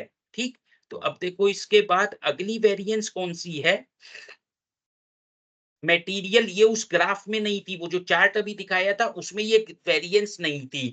मटेरियल सब यूसेज और मटेरियल रिवाइज्ड यूसेज वेरिएंस। ठीक है, तो जब हम मटेरियल क्वांटिटी को बांट रहे थे तो मैंने तो बोला था मिक्स है प्लस ईल्ड है, लेकिन ये बोल रहा है मिक्स के साथ साथ एक और भी आ सकती है, मिक्स ईल्ड के साथ साथ एक और भी आ सकती है। उसका नाम क्या है, मटेरियल रिवाइज्ड यूसेज। क्या नाम है बेटा, मटेरियल रिवाइज्ड यूसेज। इसका क्या फॉर्मूला है, स्टैंडर्ड क्वांटिटी, वो तो दे रखी होगी क्वेश्चन में, जैसे मैं बोल रहा था 200 200 200 माइनस क्या करोगे, रिवाइज्ड स्टैंडर्ड क्वांटिटी, वो जो अभी हमने निकाली है। ठीक है, स्टैंडर्ड क्वांटिटी हमें दे रखी होगी, रिवाइज्ड स्टैंडर्ड क्वांटिटी हम निकालेंगे, तो स्टैंडर्ड क्वांटिटी में से रिवाइज्ड स्टैंडर्ड क्वांटिटी घटा देंगे, उसको स्टैंडर्ड प्राइस से मल्टीप्लाई करेंगे, तो क्या निकल कर आएगा, मटेरियल रिवाइज्ड और यूसेज वेरिएंस। ये वेरिएंस ये वाली जो है ये यूजुअली एग्जाम में पूछता नहीं है, इंपॉर्टेंट नहीं है, लेकिन फिर भी ठीक है, फॉर्मूला तो आपको पता ही होना चाहिए।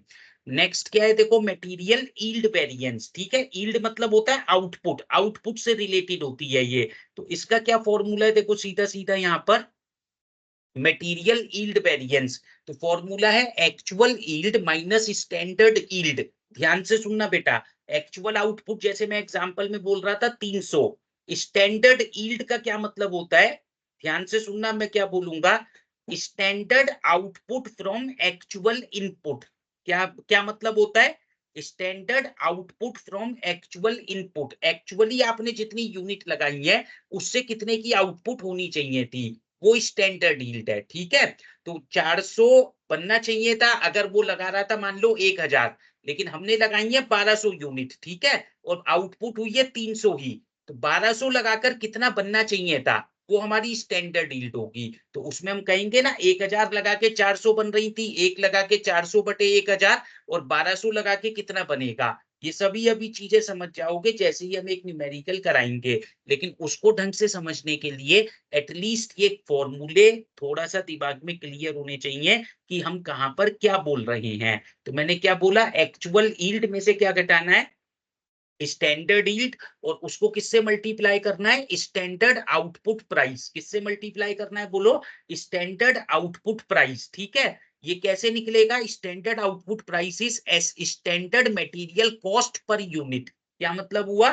जो स्टैंडर्ड कॉस्ट आएगी ना टोटल, उसको किससे डिवाइड कर देना, स्टैंडर्ड आउटपुट से। अभी मैं करके दिखा दूंगा जब जैसे ये एग्जांपल लूंगा, तो ये standard cost, standard output price से क्या मतलब है, जो स्टैंडर्ड कॉस्ट का टोटल है हमारा, उसको किससे डिवाइड कर दो बेटा, स्टैंडर्ड आउटपुट से। किससे डिवाइड कर दो, स्टैंडर्ड आउटपुट से, तो स्टैंडर्ड आउटपुट प्राइस निकल आएगा। तो अब अगले 2 मिनट के लिए ना स्क्रीन पर ये सारी वेरिएंस रहेंगी, इनको आप एक बार ध्यान से सभी फॉर्मूलों को देखो, अगर कहीं लगता है कुछ पूछना है, एक्चुअली तो पूछने वाली बात ढंग से जब एक न्यूमेरिकल कर लेंगे तो पूरा समझ आ जाएगा, लेकिन फिर भी आपको अगर लगता है कहीं पर कुछ पूछना चाहते हो तो एक बार आप पूछ सकते हैं।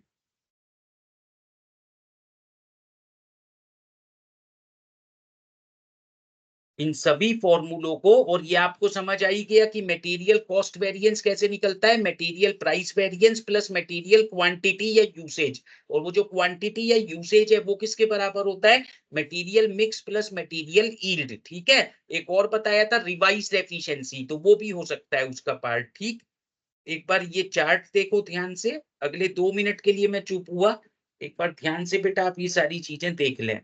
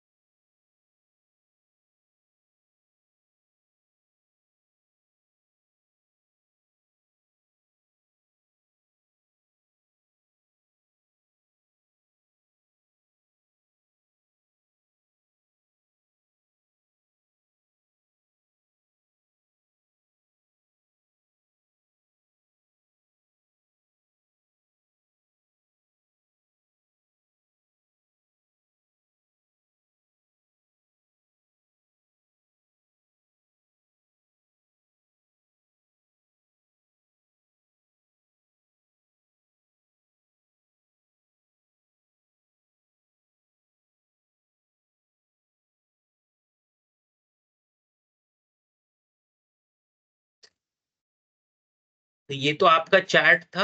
थोड़ा थोड़ा सा एक बार बेटा फॉर्मूले याद करो, क्योंकि प्रैक्टिकल क्वेश्चन करने में ना मजा जब ही आने वाला है जब आप फॉर्मूले याद करेंगे, ठीक है।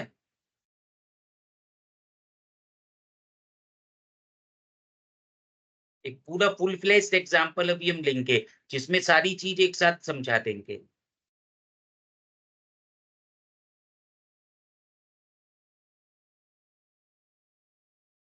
एक बार देख लेते हैं चैट में क्या कुछ किसी ने कुछ लिखा है। और अगर क्लियर है, एक गौरव, टीशा, कार्तिक, सौरभ। सौरभ आज लेट क्यों ज्वाइन किया बेटा? क्लियर है तो लिखो क्लियर है। इतनी मेहनत करके पढ़ाते हैं, 4 बच्चे अटेंड करते हैं क्लास, बताओ हैं।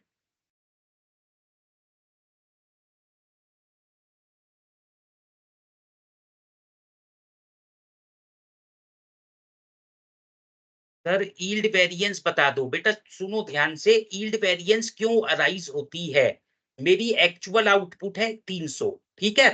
ये कब बनी? जब मैंने 100 यूनिट का मटेरियल लगाया। क्लियर।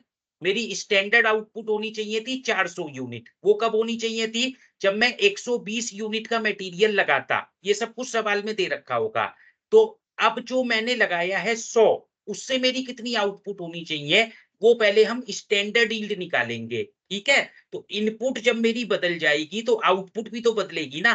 तो वो हमको यील्ड वेरिएंस बताता है कि इतनी यूनिट लगा के तो इतना बनना चाहिए था, हमने इतनी लगाई है तो इतना बनना चाहिए था, लेकिन हमारा एक्चुअली इतना बना है। तो जो एक्चुअल यील्ड में से स्टैंडर्ड यील्ड हम घटाते हैं और स्टैंडर्ड आउटपुट प्राइस से डिवाइड कर देते हैं। स्टैंडर्ड आउटपुट प्राइस से क्या मतलब है? जो टोटल स्टैंडर्ड कॉस्ट है उसको स्टैंडर्ड आउटपुट से डिवाइड करेंगे। जो टोटल स्टैंडर्ड कॉस्ट है उसको किससे डिवाइड करेंगे? स्टैंडर्ड आउटपुट से डिवाइड करेंगे, ठीक है। तो यही यील्ड वेरिएंस होती है। तो एकदम जब अभी एग्जांपल करेंगे ना तो 100% समझ में आएगा, कोई डाउट का सवाल ही नहीं है। लेकिन फिर भी मैंने आपको रीजन क्या होता है यील्ड वेरिएंस का वो थोड़ा समझाने की कोशिश की। तो बताओ गौरव, आई होप कि कुछ समझ आया होगा। अब हम एक न्यूमेरिकल एग्जांपल लेंगे फुल फ्लैश, जिसमें ये सारी वेरिएंसेस निकाली जाएंगी।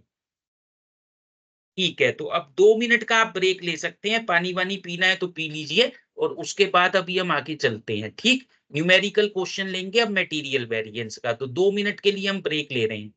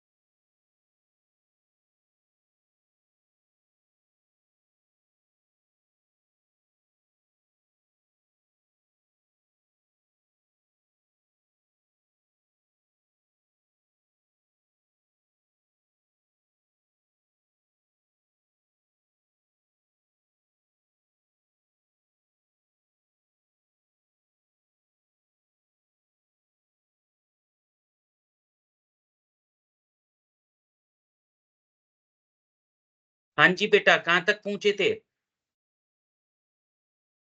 1 2 3 4, 4 बच्चे। तो ठीक है, हम आ जाते हैं वापस। अब देखो प्रॉपर न्यूमेरिकल क्वेश्चन पढ़ते हैं। देखिए जिस तरह का पेपर में आपके सवाल आता है मटेरियल वेरिएंस पर।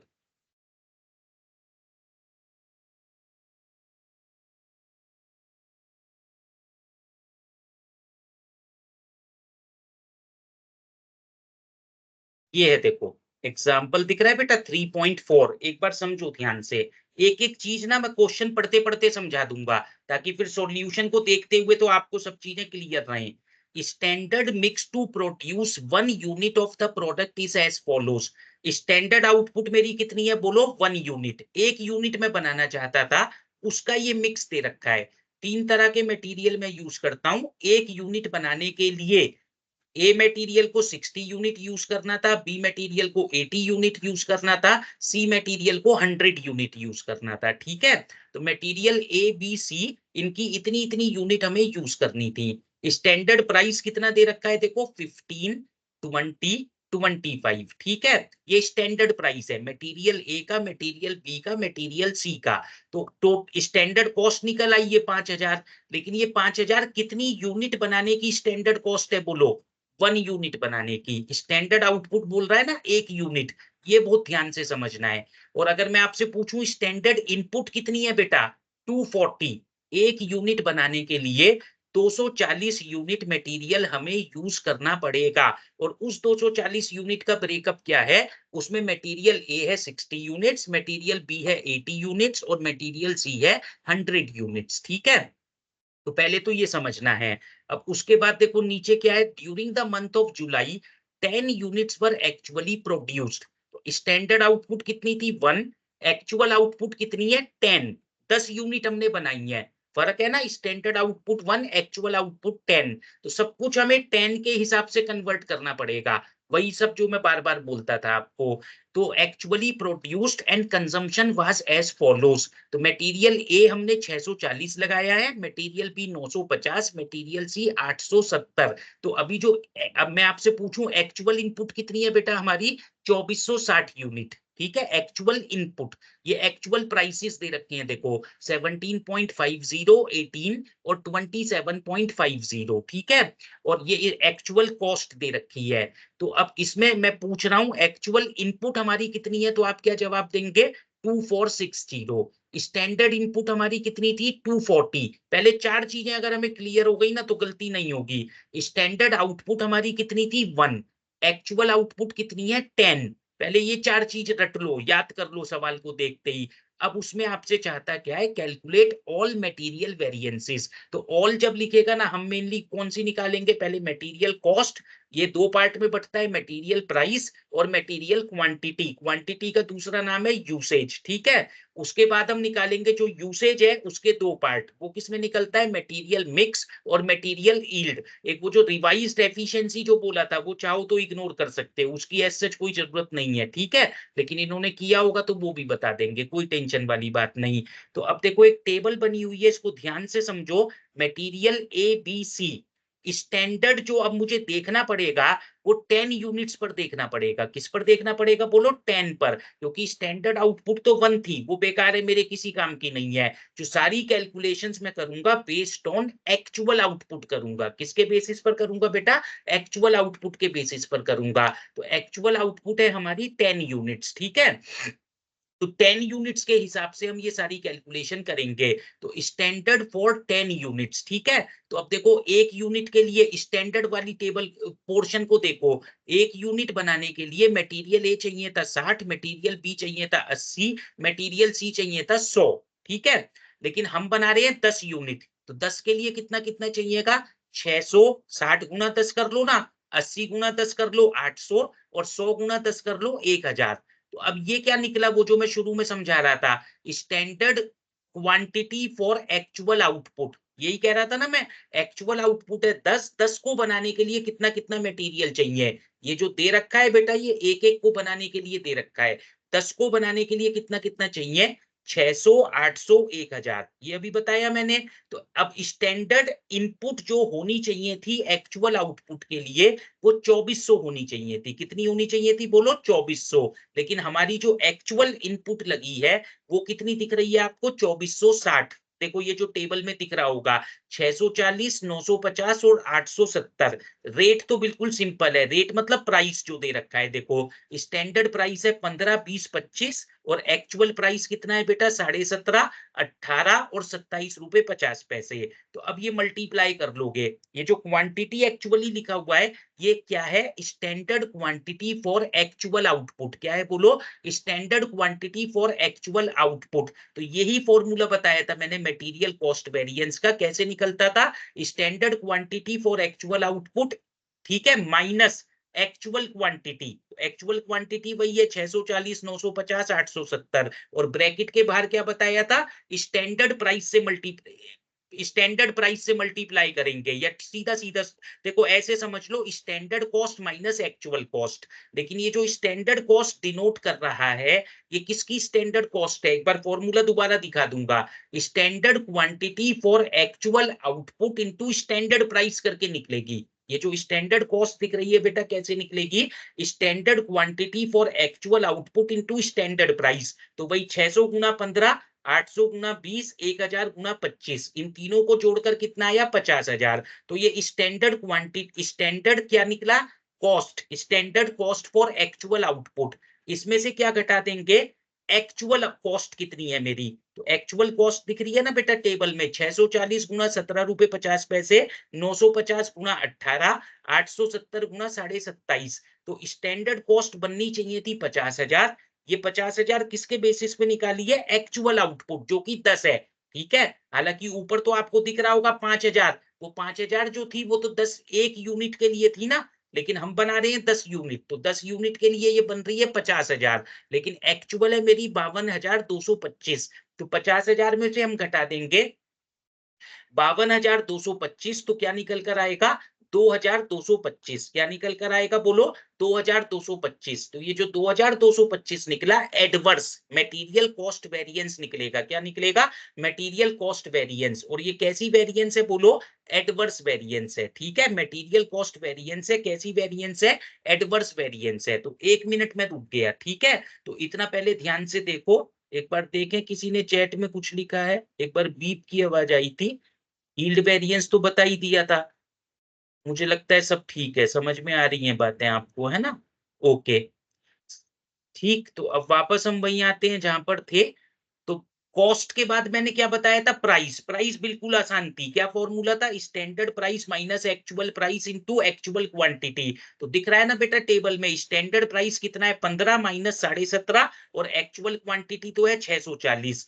20 माइनस 18 और एक्चुअल क्वांटिटी है 950। 25 माइनस 27.5 एक्चुअल क्वांटिटी है 870। तो ये आप कर लेंगे। ठीक है, तो ये सब कर आके क्या निकल कर आएगा? Material price variance. क्या निकल कर आएगा? Material price variance. तीसरी चीज जो मैंने समझाई थी वो क्या था? मटेरियल क्वांटिटी या मटेरियल यूसेज वेरिएंस। तो वो कैसे निकलती थी? वो जो अभी निकाला था ना 600, 800 और 1000, वो काम आएगा। ये 600, 800 और 1000 इसको मैं क्या बोलता हूं?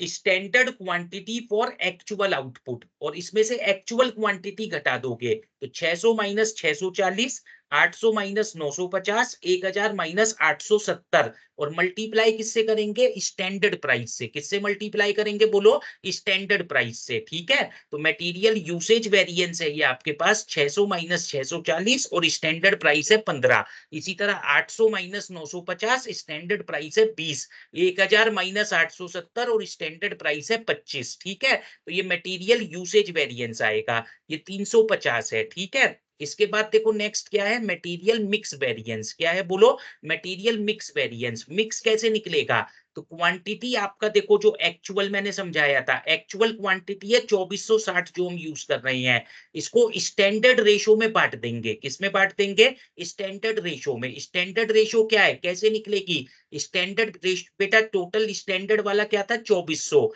तो 600 बटे 2400, ठीक है, 800 बटे 2400 और 1000 बटे 2400। या सीधी भाषा में बोलूं तो रेशो क्या बनी? 6:8:5। ठीक है, कट भी जाएगा 2 पर, तो 3:4:5 क्या बनेगी बोलो? 3:4:5, 3 और 4 7 और 5 12। इस रेशो में इसको बांटोगे तो 2460 का 3/12 ए का आएगा, 2460 का 4/12 बी का आएगा, 2460 का 5/12 सी का आएगा। ये जो मैंने बोला इसको हम क्या बोलते हैं? Revised standard quantity. ठीक है, इसको मैं ढंग से कैसे बताता हूं? Actual quantity in standard ratio. जो एक्चुअल क्वांटिटी हमने यूज की है स्टैंडर्ड रेशो में, उसको कैसे बांटना था, और उसमें से स्वाभाविक सी बात है घटाओगे तो क्या? एक्चुअल क्वांटिटी, और मल्टीप्लाई किससे करोगे बेटा? स्टैंडर्ड प्राइस से। तो आपकी मटेरियल मिक्स वेरिएंस आ जाएगी। क्या आ जाएगी बोलो? मटेरियल मिक्स वेरिएंस आ जाएगी। ठीक है, तो फॉर्मूला दिख रहा है मटेरियल मिक्स वेरिएंस का? क्या फॉर्मूला है? Revised standard quantity minus actual quantity into standard price. ठीक है, तो मटेरियल ए कितना है? ये दिख रहा है ना, 615 माइनस 640, बी सी, यही सब अभी मैंने समझाया था। 615 कैसे निकला है बोलो? अभी नीचे कैलकुलेशन दिखा देंगे, मैंने सीधा सीधा आपको बिल्कुल आसान तरीके से बताया। 2460 गुना 3/12 और 2460 गुना 4/12 करेंगे तो बी वाला निकलेगा। 2460 गुना 5/12 करेंगे तो सी वाला निकलेगा। ये 3 4 5 कैसे निकला था? जो स्टैंडर्ड रेशो थी बेटा, 600 800 1000 की रेशो निकाल लो, उसमें से एक्चुअल क्वांटिटी घटाएंगे 640 950 और 870, और उसको मल्टीप्लाई किससे करेंगे? स्टैंडर्ड प्राइस से। तो ये सब करके क्या निकलेगा बोलो? Material mix variance. क्या निकलेगा? Material mix variance. और इसके बाद आखिरी चीज देखो इसमें क्या है, ये सब इन्होंने करके दिखा रखा है जो मैं बोल रहा था। मैं तो डायरेक्ट रेशो के हिसाब से कर रहा था, इन्होंने वही करके दिखाया है दूसरी तरीके से थोड़ा सा। अगला क्या है? Material yield variance. यील्ड क्या मतलब हुआ? जो मैंने समझाया अभी, 10 यूनिट बनी है मेरी। कितनी यूनिट बनी है बेटा? 10। जब मैंने 2460 इनपुट लगाई थी, ठीक है, अब समझो ध्यान से, 2400 लगा के 10 बननी चाहिए थी, लेकिन मेरी जो है 2460 लगा के 10 बनी है। तो स्टैंडर्ड आउटपुट कितना होना चाहिए था? 2460 लगा के। वो कैसे समझ में आएगा?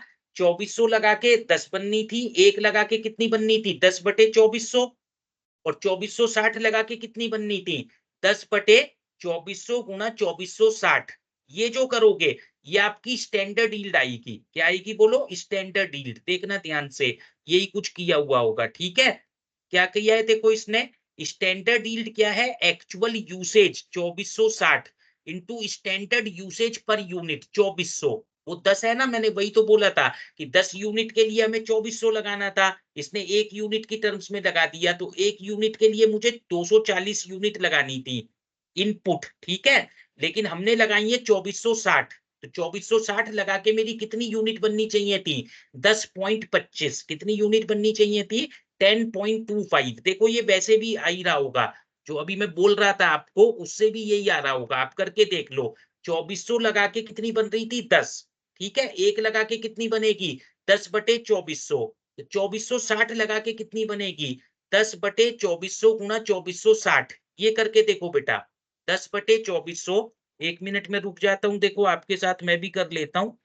10/2400 ये जो आता है इसको हम क्या कह रहे हैं? 2460 से गुणा करिए तो 10.25 आ रहा है। ठीक है, तो ये आसान तरीका होता है, सोचना, क्लियर होना दिमाग में, तब आप इसको कर पाएंगे। ठीक है, तो 10.25 मेरी आउटपुट होनी चाहिए थी, लेकिन आउटपुट है 10। तो 10 माइनस 10.25 करोगे और उसको मल्टीप्लाई किससे करते हैं? एक चीज मैंने बताई थी, स्टैंडर्ड आउटपुट प्राइस। क्या बताया था?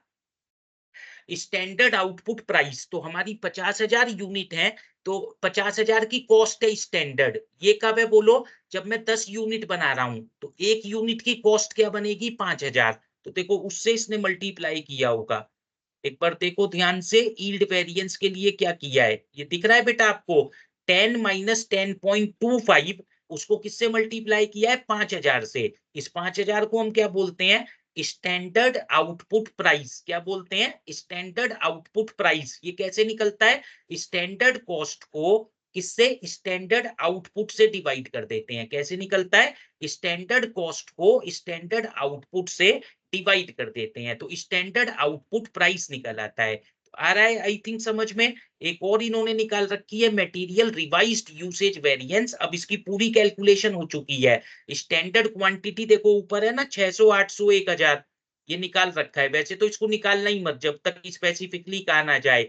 और उसमें से क्या घटाना है, रिवाइज्ड स्टैंडर्ड क्वांटिटी, वो जो मैंने 3, 4, 5, 6 की रेशो में बांट के निकाली थी, 615, 820, 1025, उसको स्टैंडर्ड प्राइस से मल्टीप्लाई करेंगे तो मटेरियल रिवाइज्ड यूसेज, या इसका नाम है सब यूसेज वेरिएंस। ठीक है, तो अब ये सबको जैसे माइनस आ रहा होगा तो ए लिख रहा है ब्रैकेट में एडवर्स, प्लस आ रहा होगा तो ब्रैकेट में एफ लिखेगा, एफ मतलब फेवरेबल। और तीनों मटेरियल की अलग अलग निकाल के फिर टोटल कर दी गई है। कुछ बच्चे ना ट्यूशन में पढ़ते हैं और उनको सिखा दिया जाता है टोटल वेरिएंस डायरेक्ट आसानी से निकालने के तरीके, लेकिन उससे नंबर कट जाएंगे पेपर में। आपको जो वेरिएंस निकालनी है वो एक एक मटेरियल की अलग अलग निकालनी है और फिर उसका टोटल भी करना है। तो इस बात का खास ध्यान रखना है। कुछ ट्यूटर्स क्या करते हैं, वो मटेरियल यील्ड सीधा सीधा निकलवा देंगे, वो तो खैर ठीक है, यील्ड तो निकलेगी ही सीधी, लेकिन प्राइस को भी टोटल बता देंगे, सिखा देंगे। आउटपुट को भी, मतलब वो जो सबसे पहले मटेरियल कॉस्ट वेरिएंस है वो भी टोटल निकलवा देंगे, लेकिन उसके आपके नंबर कटेंगे। आपको जो दिखानी होगी पेपर में वो ए मटेरियल की अलग, बी मटेरियल की अलग, सी मटेरियल की अलग, और फिर तीनों को जोड़कर जो टोटल वेरिएंस आएगी उस टर्म्स में भी उसको दिखाया जाएगा।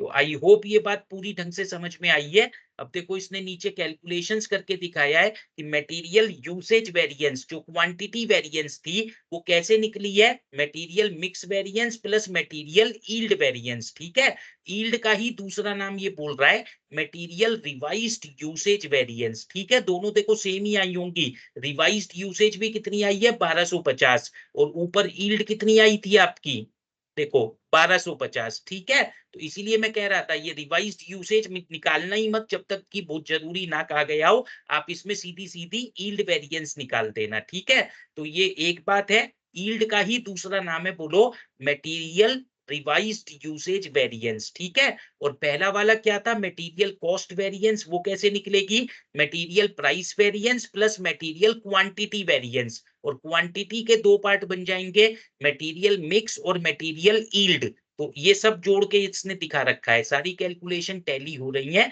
इसका मतलब जो सवाल किया गया है बिल्कुल ठीक किया गया है। तो अब 1 मिनट के लिए देखो मैं रुकूंगा। स्क्रीन पर ये सवाल है आपके सामने, सॉल्यूशन भी है।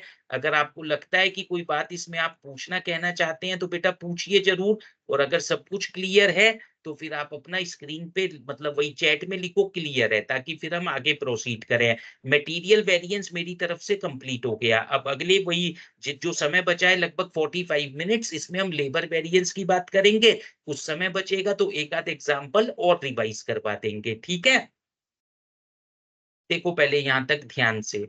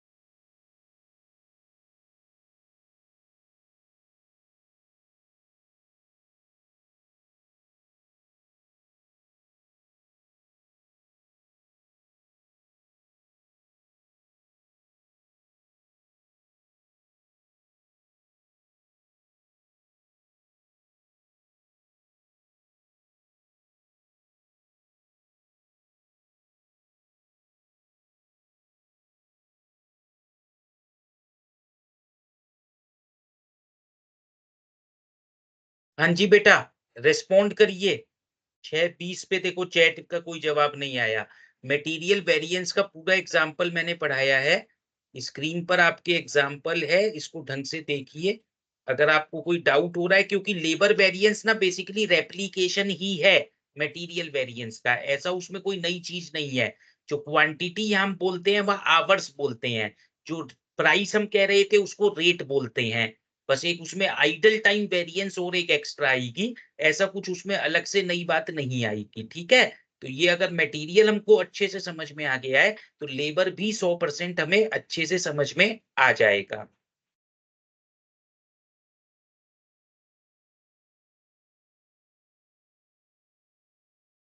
इसमें अगर कोई बात पूछने की है तो बिल्कुल ध्यान से पढ़ें और एक बार पूछ लें।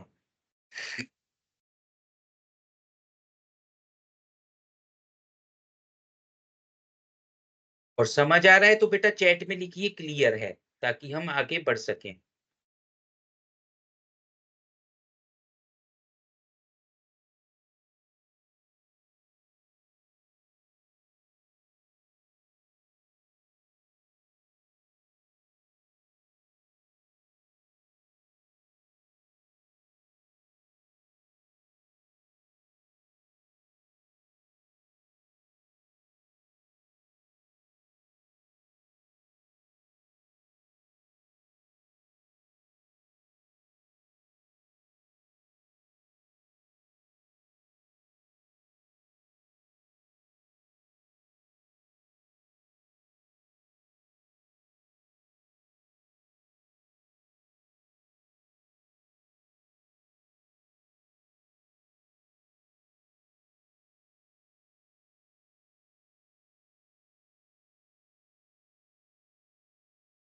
तो चैट में आप चारों का जवाब आना चाहिए।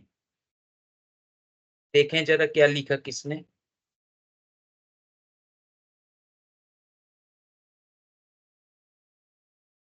तो 5 बच्चे हो गए, एक और आ गया।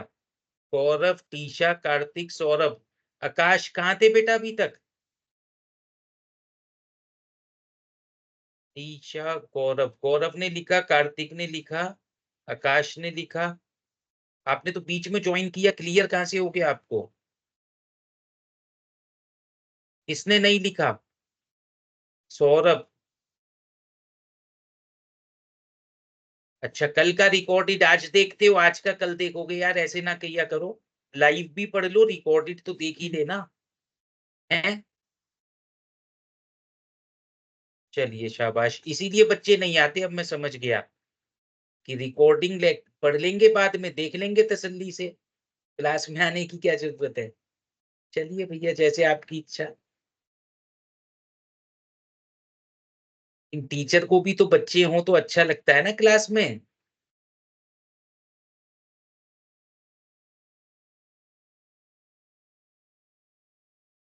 गवर्नमेंट एग्जाम का भी पढ़ना था। चलो ठीक है, कोई बात नहीं, गुड। तो हम कहाँ पर थे देखिए, चलिए अब जल्दी से लेबर वेरिएंस की बात करते हैं, ठीक। तो जैसे मटेरियल कॉस्ट वेरिएंस था, ऐसे ही लेबर कॉस्ट वेरिएंस है। तो क्या करते थे, उसमें निकालते थे standard quantity for actual output. तो इसमें क्या निकालेंगे बोलो? क्वांटिटी का नाम आवर्स हो गया। तो ये नीचे वाला फॉर्मूला पढ़ रहा हूं, देखो मैं, standard hours for actual output. तो जैसे उसमें था ना, 1 यूनिट बननी चाहिए थी, 10 बनी थी। तो 1 के लिए कितना लगाना था, तो 10 के लिए कितना लगाना था, वो आपको निकालना पड़ेगा। Standard hours for actual output, उसको किससे मल्टीप्लाई करेंगे बेटा? स्टैंडर्ड रेट से। और सब्ट्रैक्ट क्या करेंगे? Actual hours into actual rate. तो ये करने से क्या निकल कर आएगा?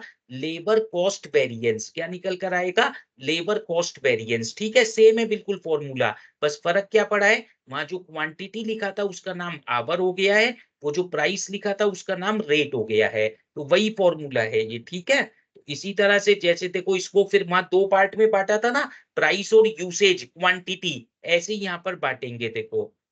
क्वांटिटी को यहाँ एफिशिएंसी बोलते हैं। क्या बोलते हैं? एफिशिएंसी बोलते हैं। तो अब लेबर रेट, प्राइस को क्या बोलते हैं? रेट बोलते हैं। मैंने बताया था ना, प्राइस के बदले यहाँ क्या वर्ड यूज होगा? रेट यूज होगा। तो this is that portion of the labour cost variance which is due to difference between the standard rate specified and the actual rate paid. तो स्टैंडर्ड और एक्चुअल का जो डिफरेंस है वो हमारा लेबर रेट में आएगा, और उसको किससे मल्टीप्लाई करेंगे? एक्चुअल आवर्स से मल्टीप्लाई करेंगे। किससे मल्टीप्लाई करेंगे? एक्चुअल आवर्स से मल्टीप्लाई करेंगे। ठीक है, तो स्टैंडर्ड रेट माइनस, वहां पर भी यही फॉर्मूला था। वहां क्या पढ़ा था हमने? Standard price minus actual price into actual quantity. क्या पढ़ा था बेटा? Standard price minus actual price into standard quantity, actual quantity. तो बस वही, प्राइस का नाम हो गया रेट और क्वांटिटी का नाम हो गया आवर्स। ये समझ लो बस। ठीक है, तो लेबर रेट निकल गया। रेट के बाद एफिशिएंसी। एफिशिएंसी में वहां क्या समझाया था? Standard quantity for actual output. तो ये वही है, standard hours for actual output. क्या है? Standard hours for actual output. उसमें से क्या घटा दिया? एक्चुअल आवर्स घटा दिए। ठीक है, क्या घटा दिया? एक्चुअल आवर्स घटा दिए, और उसको किससे मल्टीप्लाई करेंगे? स्टैंडर्ड रेट से। ठीक है, तो ये दोनों चीज ऊपर वाली टेबल में दिख रही होंगी, और सिंपली उसको स्टैंडर्ड रेट से मल्टीप्लाई कर देंगे तो क्या निकल कर आएगा? Labour efficiency variance. तो अभी मैंने समझाया था ना कि लेबर कॉस्ट वेरिएंस कैसे निकलेगा? Labour price variance plus labour efficiency variance. कैसे निकलेगा? Labour price variance plus labour efficiency variance. ठीक है, इसके बाद देखो नेक्स्ट क्या है? Classification of labour efficiency variance. Efficiency को वहां दो पार्ट में बांटा था ना, मिक्स प्लस ईल्ड। तो यहाँ पर लेकिन तीन पार्ट में बांटते हैं, मिक्स, आइडल टाइम और ईल्ड। तो मिक्स जो है ना, वो मतलब उसी तरीके से होगा। एक आइडल टाइम वेरिएंस और आ जाता है। तो सबसे पहले इन्होंने लिखा है आइडल टाइम वेरिएंस, दूसरा लिखा है लेबर मिक्स वेरिएंस, और तीसरा लिखा है बेटा लेबर ईल्ड वेरिएंस। तो ईल्ड उसी हिसाब से निकलेगा, मिक्स उसी हिसाब से निकलेगा। आइडल टाइम एक थोड़ी सी नई बात है, तो वो अभी समझ जाओगे। आइडल टाइम वेरिएंस नाम से ही समझ में आता है ना, जो घंटे जो हमारे खराब हो गए समझो। तो आइडल टाइम वेरिएंस कैसे निकलेगा? Idle hours into standard rate. कैसे निकलेगा बोलो? Idle hours into standard rate. जो खर्च, जो आवर्स हमारे वेस्ट हो गए उसको किससे मल्टीप्लाई करेंगे? स्टैंडर्ड रेट से मल्टीप्लाई करेंगे। तो क्या निकल कर आएगा? Idol time variance. क्या निकल कर आएगा? Idol time variance. ठीक है, तो ये तो हो गया आइडल टाइम वेरिएंस। अब इसके बाद देखो लेबर मिक्स। इसका मतलब वही है, जो एक्चुअल आवर लगाए होंगे आपने, तो ये जैसे तीन तरह का लेबर है, मान लो स्किल्ड, सेमी स्किल्ड और अनस्किल्ड। तो तीनों का जो टोटल आवर्स लगाए एक्चुअल, उसको स्टैंडर्ड वाली रेशो में बांट देंगे। जैसे वहां समझाया था ना, 2:3:4 जो भी रेशो थी, तो उसमें बांट देंगे। तो उसको हम क्या बोलते थे? Actual quantity in standard ratio. मैंने तो ये नाम दिया था। क्या नाम दिया था? Actual quantity in standard ratio. लेकिन ये इसको बोलते हैं रिवाइज्ड स्टैंडर्ड क्वांटिटी। क्वांटिटी का नाम हो गया आवर्स। ठीक है, तो रिवाइज्ड स्टैंडर्ड आवर्स में से क्या घटा देंगे? एक्चुअल आवर्स घटा देंगे, और उसको किससे मल्टीप्लाई करेंगे? स्टैंडर्ड रेट से। तो इससे लेबर मिक्स वेरिएंस निकल आएगा। लेबर मिक्स के बाद देखो नेक्स्ट क्या है? आइडल समझ गए, मिक्स समझ गए। ये रिवाइज्ड एफिशिएंसी तो उसी तरीके से होगा, मतलब जैसे वही ईल्ड का दूसरा नाम है समझो, ईल्ड हम समझाएंगे। तो ये फॉर्मूला वही है जैसे अभी मटेरियल में भी समझाया था। लेबर रिवाइज्ड एफिशिएंसी वेरिएंस, इससे क्या मतलब है? Standard hours for actual output minus revised standard hours. ठीक है, ये दोनों चीज आप निकाल चुके होंगे। रिवाइज्ड स्टैंडर्ड वो जो मिक्स के समय पे अभी समझाया था, और standard hours for actual output तो सबसे शुरू में निकालना पड़ेगा। तो उसको किससे मल्टीप्लाई कर लेंगे? स्टैंडर्ड रेट से मल्टीप्लाई कर लेंगे। किससे मल्टीप्लाई कर लेंगे? स्टैंडर्ड रेट से मल्टीप्लाई कर लेंगे। तो ये सब कुछ करने से आपका क्या आएगा? Labour revised efficiency variance. ठीक है, तो इसके बाद अब देखो ये ईल्ड जो अभी समझाया था ना, कि इतनी आवर्स लगाने से इतनी आउटपुट हुई है। स्टैंडर्ड को देखोगे, इतने लगाने से इतनी होनी चाहिए थी, तो एक्चुअली जो हमने लगाया है उससे कितनी होनी चाहिए थी? तो वही यूनिटरी मेथड लगा के, तो उससे हमें निकलेगा स्टैंडर्ड यील्ड क्या है। एक्चुअल यील्ड में से स्टैंडर्ड यील्ड घटा देंगे बेटा। मल्टीप्लाई किससे करेंगे? वहां भी समझाया था। 5,000 कैसे निकला था? 50,000 बटे एक, कितना था वो? 10 10 10 पे निकला था ना 50,000। तो यहाँ भी वही ध्यान रखना है, labour cost, standard labour cost per unit of output. तो जो टोटल लेबर कॉस्ट होगी ना आपकी स्टैंडर्ड वाली जो लेबर कॉस्ट है उसको स्टैंडर्ड आउटपुट से डिवाइड कर देना। जो आपने स्टैंडर्ड लेबर कॉस्ट निकाले होगे टेबल बना के, उसको किससे डिवाइड कर देंगे बेटा? स्टैंडर्ड आउटपुट से। तो क्या निकल आएगा? Standard labour cost per unit of output. क्या निकल आएगा? Standard labour cost per unit of output. तो जब ये सॉल्व करोगे तो लेबर यील्ड वेरिएंस निकल आएगा। ठीक है, तो फिर वही आपको समझ आया, लेबर कॉस्ट वेरिएंस किसके बराबर है? Labour price variance plus labour efficiency variance. अब ये एफिशिएंसी वेरिएंस किसके बराबर है? Idol time variance plus mix variance, और तीसरा आपका यील्ड वेरिएंस। ठीक है, तो ये पूरा का पूरा कॉन्सेप्ट देखो लेबर वाला, एक एग्जांपल लेते हैं जिसके अंदर आपको क्लियर हो जाएगा। ये तो फॉर्मूलों की समरी है। देखो 2 मिनट इसको रखते हैं स्क्रीन पर, एक बार ये सारे फॉर्मूले बेटा आप ध्यान से देखो। अगर कहीं कुछ पूछना चाहते हो, मटेरियल और लेबर के जितने भी फॉर्मूले मैंने पढ़ाए, ये पूरी की पूरी समरी के फॉर्म में दे रखे हैं। एक बार इसको ध्यान से देखिए।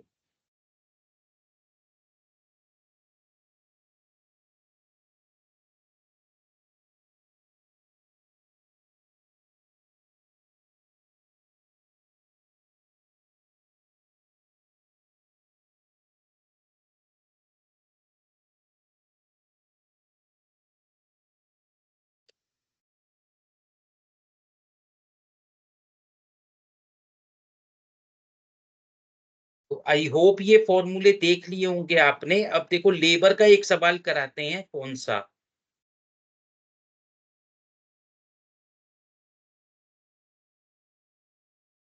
ये करेंगे बेटा। A group of 10 skilled 20 unskilled workers. जैसे वहां मटेरियल ए होता था, मटेरियल बी होता था, तो यहाँ दो तरह के हमारे लेबर हैं, एक स्किल्ड है एक अनस्किल्ड है। स्किल्ड कितने हैं हमारे पास? 10। अनस्किल्ड बेटा कितने हैं? 20 workers were expected to produce 400 kg of chemical BXT। Chemical का नाम दे रखा है BXT in an 8 hours day। 8 घंटे के अंदर वो काम करेगा, मतलब 8 घंटे का दिन है हमारा। ठीक है, तो अब ये बनाएंगे। स्टैंडर्ड आउटपुट कितनी दे रखी है? 400। 400 यूनिट बननी चाहिए थी। कितनी यूनिट बननी चाहिए थी? 400। ठीक है, तो 10 लोग अगर हमारे हैं स्किल्ड, 8 घंटे का दिन है, तो 80 घंटे ये लगाते। अनस्किल्ड वाले 20 लोग हैं, 8 घंटे का दिन है, 20 गुना 8 करोगे 160 घंटे ये लगाएंगे। तो 80 जमा 160 घंटे लगाकर कितना आउटपुट बननी चाहिए थी? 400 किलो। ये समझ लो बेटा पहले ध्यान से। हुआ क्या? The standard hourly wage rate was fixed at 25 and 15 respectively. तो जो स्टैंडर्ड आवरली रेट था, स्किल्ड को 25 रुपए घंटा मिलना था, और जो अनस्किल्ड है उसको कितना? 15 रुपए घंटा मिलना था। ये तो पूरी स्टैंडर्ड की कहानी दे रखी है। Actually a group of 15 skilled. अब देखो कंपोजिशन बदल गया। 15 तो हमने स्किल्ड लगाई हैं और 10 अनस्किल्ड लगाई हैं। तो 15 गुना 8 120 घंटे इनके लगे होंगे, 10 गुना 8 80 घंटे इनके लगे होंगे। तो ये टोटल 120 और 80 कितने? 200 घंटे हमने लगाई हैं। तो सब बदल गया ना, कि स्टैंडर्ड इनपुट तो 240 अभी मैंने निकाली थी, एक्चुअल इनपुट लगी है 200 ही। ठीक है, तो क्या कह रहा था मैं? Actually a group of 15 skilled and 10 unskilled workers were deployed and paid 8 hours day. तो वही 8 घंटे के हिसाब से हमने कर दी थी calculation. At an hourly wage rate of 22 and 18 respectively. तो 25 और 15 देना चाहिए था, लेकिन हमने 22 और 18 दिया है। तो एक्चुअल रेट कितना है? 22, और एक्चुअल क्वांटिटी मतलब एक्चुअल रेट जो है वो स्किल्ड का 22 है और अनस्किल्ड का 18 है। ठीक है, 2 hours were wasted for the entire group due to power failure. तो 2 घंटे हमारे वेस्ट हो गए। ये आइडल टाइम निकालने के काम आएगा। 2 घंटे वेस्ट हो गए का क्या मतलब है? हमने कितने लोग लगाए थे बोलो? 15 स्किल्ड, तो 15 लोगों के 2-2 घंटे, 30 घंटे तो स्किल्ड के वेस्ट हो गए, और 10 लगाए थे अनस्किल्ड, तो 10 गुना 2 20 घंटे इनके वेस्ट हो गए। तो 30, 15 गुना 2 30, और 10 गुना 2 20, तो 30 और 20 50। तो टोटल हमारे 50 घंटे वेस्ट हो गए। अभी मैंने बताया था ना बेटा, टोटल हमने घंटे कितने लगाए थे? 200। 15 अट्ठे 120 और 10 अट्ठे 80। 120 और 80 कितने घंटे लगाए थे? 200। लेकिन 200 में से कितने घंटे वेस्ट हो गए? 50 घंटे वेस्ट हो गए। एक्चुअली जो काम हुआ है वो 150 घंटे के हिसाब से हुआ है। तो ये सारी बात अभी जब आप इसको सॉल्व करेंगे तो उस समय काम आएगी, ठीक है। So actually a group of 15 skilled and 10 unskilled workers were deployed and paid for 8 hours day at an hourly wage rate of 22 and 18. 2 hours were wasted for the entire group due to power failure and only 300 kg of BXT was produced. ठीक है, तो हमने BXT का कितना बनाया है, 300 kg बनाया है। तो स्टैंडर्ड आउटपुट बेटा कितनी बननी चाहिए थी, 400 kg, लेकिन एक्चुअल आउटपुट कितनी बनी है, 300 kg। तो ये भी हमें थोड़ा सा ध्यान रखना है, ठीक है। तो अब देखो, you are required to compute, आपको क्या क्या निकालना है, labour cost variance, labour rate variance, idle time variance, labour usage variance, labour mix variance, labour yield variance, ये सारी की सारी वेरिएंसेस निकालनी है। तो बिल्कुल निकाल देंगे, कोई दिक्कत नहीं है। तो सबसे पहला काम क्या करोगे, एक टेबल बनेगी जिसमें क्या लिखोगे, स्टैंडर्ड आउटपुट हमारी थी ना, देखो 400 kg मटेरियल बनाना था, लेकिन एक्चुअल आउटपुट हमारी कितनी है, बोलो। एक्चुअल आउटपुट बनी है 300 kg। तो जब मैं पूछूं स्टैंडर्ड आउटपुट तो आप बोलोगे 400 kg, एक्चुअल आउटपुट तो आप बोलोगे 300 kg, ठीक है। अब देखो एक्चुअल वाला मिक्स पहले देख लो, वो तो आसानी से दिख रहा होगा। हमने 15 और 10 लगाए थे, तो 15 गुना 8 120 घंटे तो स्किल्ड के लगे थे, और 10 गुना 8 80 घंटे अनस्किल्ड के लगे थे। ये बार बार समझाया था ना मैंने, 120 जमा 80, 200 घंटे लगे हैं। हालांकि उसमें से 50 वेस्ट हो गए, वो बाद में अभी काम आएगा, ठीक है, जब हम वो आइडल टाइम वेरिएंस की बात करेंगे या मिक्स वेरिएंस की बात करेंगे, वहां पर काम आएगा। रेट हमारा एक्चुअल क्या है, देखो 22 और 18, एक्चुअल वाला रेट हमारा कितना है, 22 और 18। तो 120 गुना 22 करोगे, 80 गुना 18 करोगे, तो आपकी एक्चुअल कॉस्ट निकल आएगी बेटा 4080, 4080, ये एक्चुअल कॉस्ट निकली है, ठीक है। अब ये जो स्टैंडर्ड वाली बात करें तो स्टैंडर्ड का रेट तो 25 और 15 दे ही रखा था, कोई दिक्कत नहीं है। ये जो 80 और 160 कहां से निकला, बोलो। हमें हालांकि 10 स्किल्ड और 8 घंटे का एक दिन था, तो 10 गुना 8 ही किया इसने 80, और दूसरा क्या है, बोलो 20 गुना 8 किया है 160। तो 80 और 160 240, ये मैंने समझाया अभी था। तो ये स्टैंडर्ड इसके हिसाब से बनता है 440, ठीक है। स्टैंडर्ड कितना बनता है, स्टैंडर्ड कॉस्ट 440, लेकिन एक्चुअल कॉस्ट कितनी बनती है, 4080। अब एक एक करके समझो ध्यान से। तो लेकिन ये जो 4400 निकली है, ये 400 यूनिट की निकली है बेटा। लेकिन मैंने एक्चुअली या तो इसको 80 और 160 को अलग अलग करना चाहिए था मुझे, जैसे पिछले सवाल में मैंने बताया था। कैसे बताया था, बोलो। 240 बनाने के लिए चाहिए था, मतलब हमें 400 बनाने के लिए चाहिए था 80, तो एक बनाने के लिए कितना चाहिएगा, 80 बटे 400, और 300 बनाने के लिए कितना चाहिएगा, 80 बटे 400 गुना 300। तो इस तरीके से हम स्किल्ड का और अनस्किल्ड का अलग अलग निकाल लेंगे। पहले वो निकालना भी पड़ेगा, नीचे काम चलेगा नहीं बिना निकाले। लेकिन इन्होंने पहली वाले में आसानी से कर दिया, अलग अलग ना करते हुए। कॉस्ट, अभी मैंने बोला था ना, कॉस्ट वेरिएंस, मतलब कुछ लोग डायरेक्ट निकाल देते हैं, इसने भी डायरेक्ट निकाल दी है, लेकिन हमें अलग अलग निकालना ज्यादा बेहतर है। और वो अलग अलग जब ही निकलेगी जब, जो मैं बोल रहा हूँ कि जो स्टैंडर्ड क्वांटिटी, मतलब standard hours for actual output आप निकालोगे। 400 के लिए चाहिए थे 80 घंटे, एक के लिए चाहिए थे 80, 80 बटे 400, 300 के लिए चाहिए थे 80 बटे 400 गुना 300। इसी तरह दूसरे का 400 के लिए चाहिए थे 160, एक के लिए चाहिए थे 160 बटे 400, और 300 के लिए चाहिए थे 160 बटे 400 गुना 300। तो ये दोनों का बेटा अलग अलग निकालना। और जैसे अभी मटेरियल वाला मैंने समझाया था, standard quantity for actual output into standard price minus actual quantity into actual price, उससे करोगे तो दोनों का अलग अलग निकल आएगा।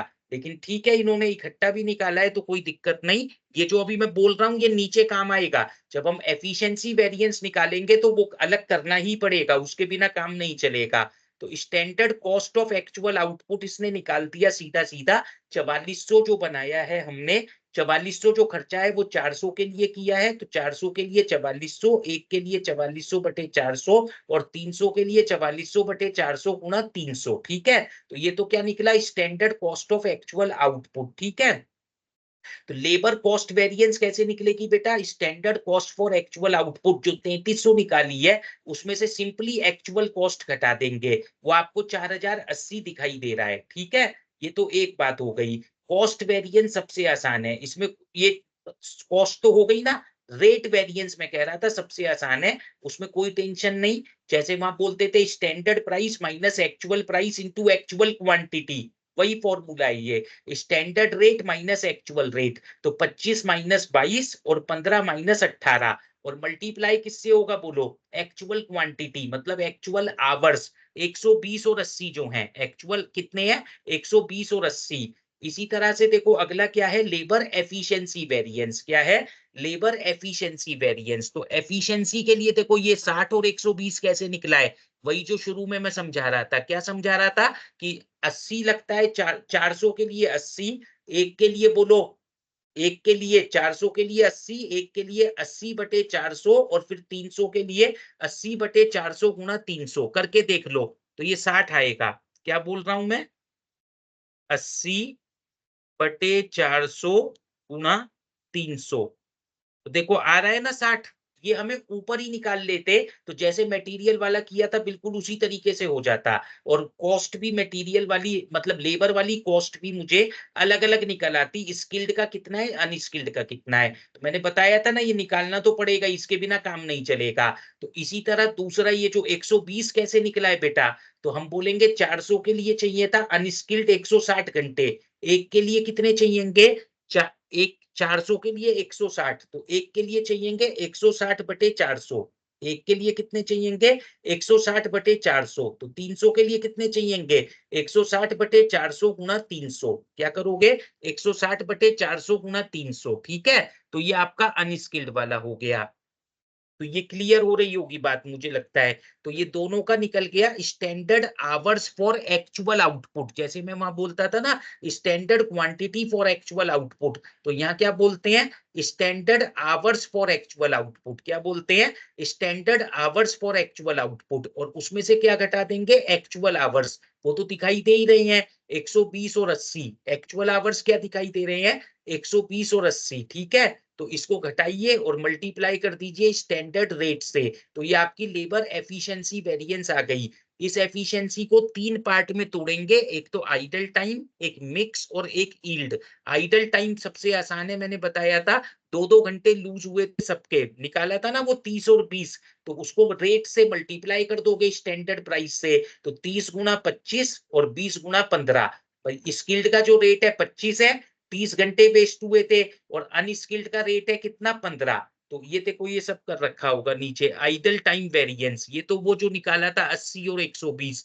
आइडल टाइम वेरिएंस देख लो बेटा, 15 वर्कर लगाए थे स्किल्ड और अनस्किल्ड लगाए थे 10, 2-2 घंटे लूज हो गए सबके, तो 15 गुना 2 30 घंटे बताया था ना, 10 गुना 2 30 घंटे 20 घंटे बताया था, तो 30 और 20 50, टोटल कितने घंटे लूज हुए थे 50, ठीक है। अब एक एक करके स्किल्ड में किससे मल्टीप्लाई करेंगे 25, स्टैंडर्ड प्राइस जो था, ठीक है। और अनस्किल्ड का भी कितना स्टैंडर्ड प्राइस, देखो 25 15 से मल्टीप्लाई होगा, 25 और 15 जो स्टैंडर्ड प्राइस था।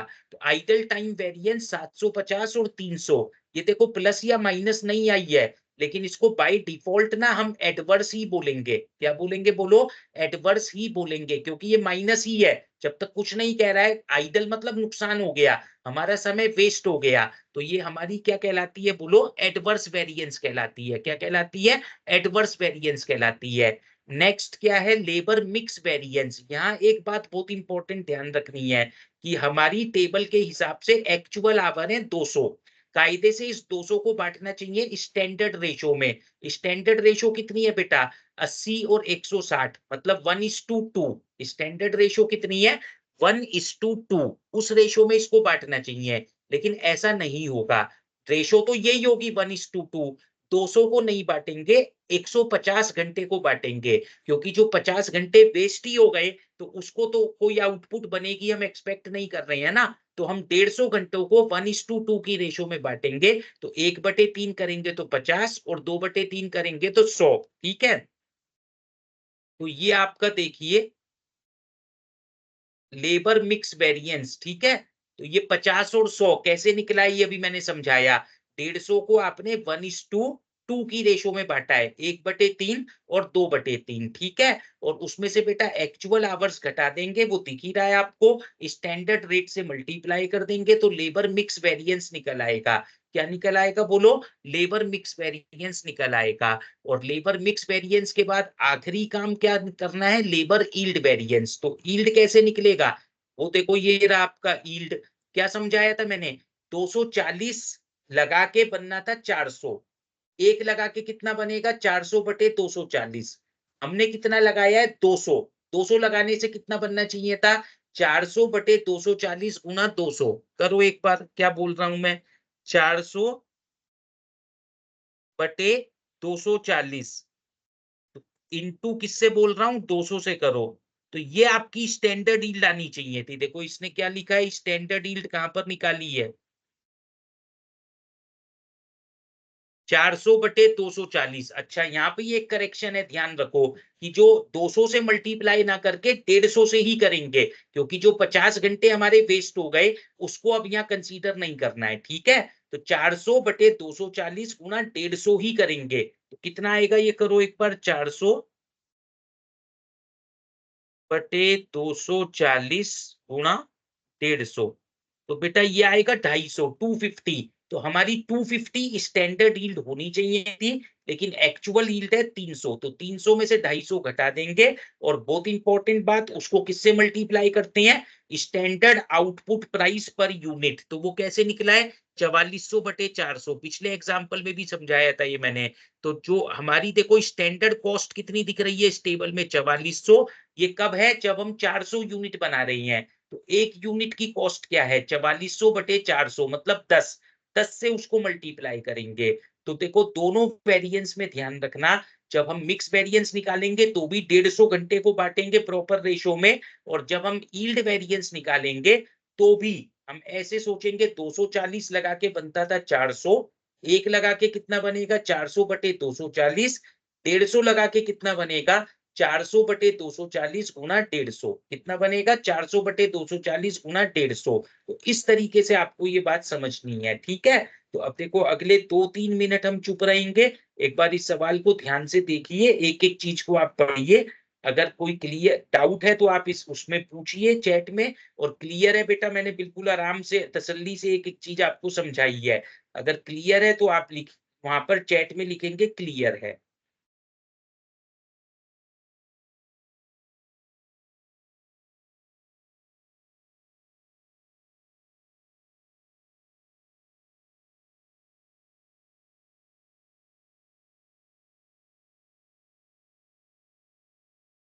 बेटा प्रिसाइजली बताना बड़ा मुश्किल है कि थ्योरी कितनी आएगी प्रैक्टिकल कितना आएगा। हाँ ये जरूर बता सकते हैं, यूनिट 1 और यूनिट 5 में से 100% थ्योरी आएगी, यूनिट 2 और 3 में से थ्योरी कम आएगी, प्रैक्टिकल ज्यादा आएगा, ठीक है। और जो यूनिट 4 है, ये जो अभी हमने पढ़ी है आज, ठीक है, तो इसमें से आपकी थ्योरी मतलब एवरेज बराबर आएगी, आप कह सकते हो कि मतलब थ्योरी भी आएगी प्रैक्टिकल भी आएगा। तो 1 और 5 में 100% थ्योरी, 2 और 3 में थोड़ी सी थ्योरी थोड़ा सा प्रैक्टिकल, मतलब जैसे लगभग ऐसे समझ सकते हो 5 नंबर की थ्योरी 10 नंबर का प्रैक्टिकल, या हो सकता है कोई ऑप्शन हो पूरा 15 का प्रैक्टिकल आ जाए।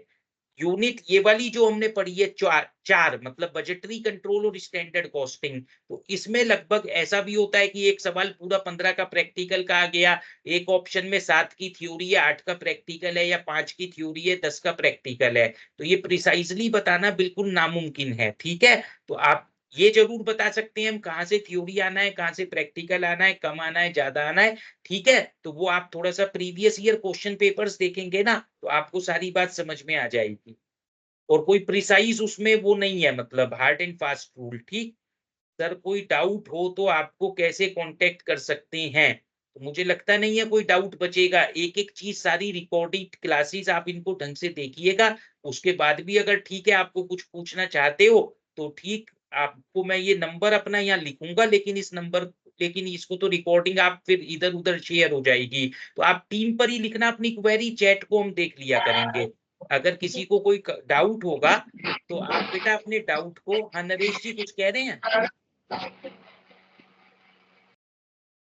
तो आप में से किसी को कोई डाउट होगा तो आप मुझे बेटा क्वेरी लिख देंगे, मतलब कहां पर, चैट पर। ईमेल आईडी मैं अपना शेयर कर सकता हूं, देखो मैं लिख देता हूं इस पर, तो इस ईमेल आईडी पर आप मुझे लिख देना, तो मैं अपने आप बता दूंगा कि वो क्या है और कैसे सॉल्व होगी। ठीक है, संदीप गोयल @ 1 मिनट, क्या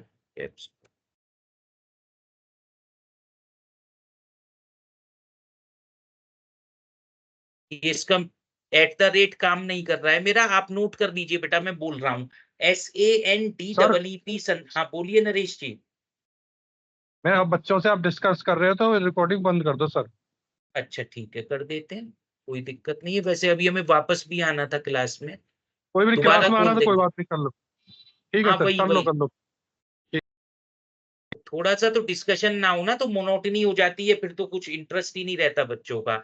ईमेल आईडी लिख लो कोई बेटा नहीं सर, मेरा, कोई SANDEEP Sandeep GOEL Goyal 77 @gmail.com। कोई डाउट होगा ना तो इस ईमेल आईडी पर आप लिख देना, तो हम देखेंगे कि कैसे सॉल्व होगा। एस छोटा लिखना, ठीक लिखा है आपने बिल्कुल, SANDEEP Goyal 77 @gmail.com।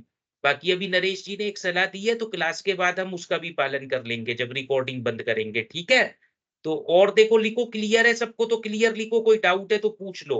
Labour variance अभी जो हमने समझाई थी पूरी,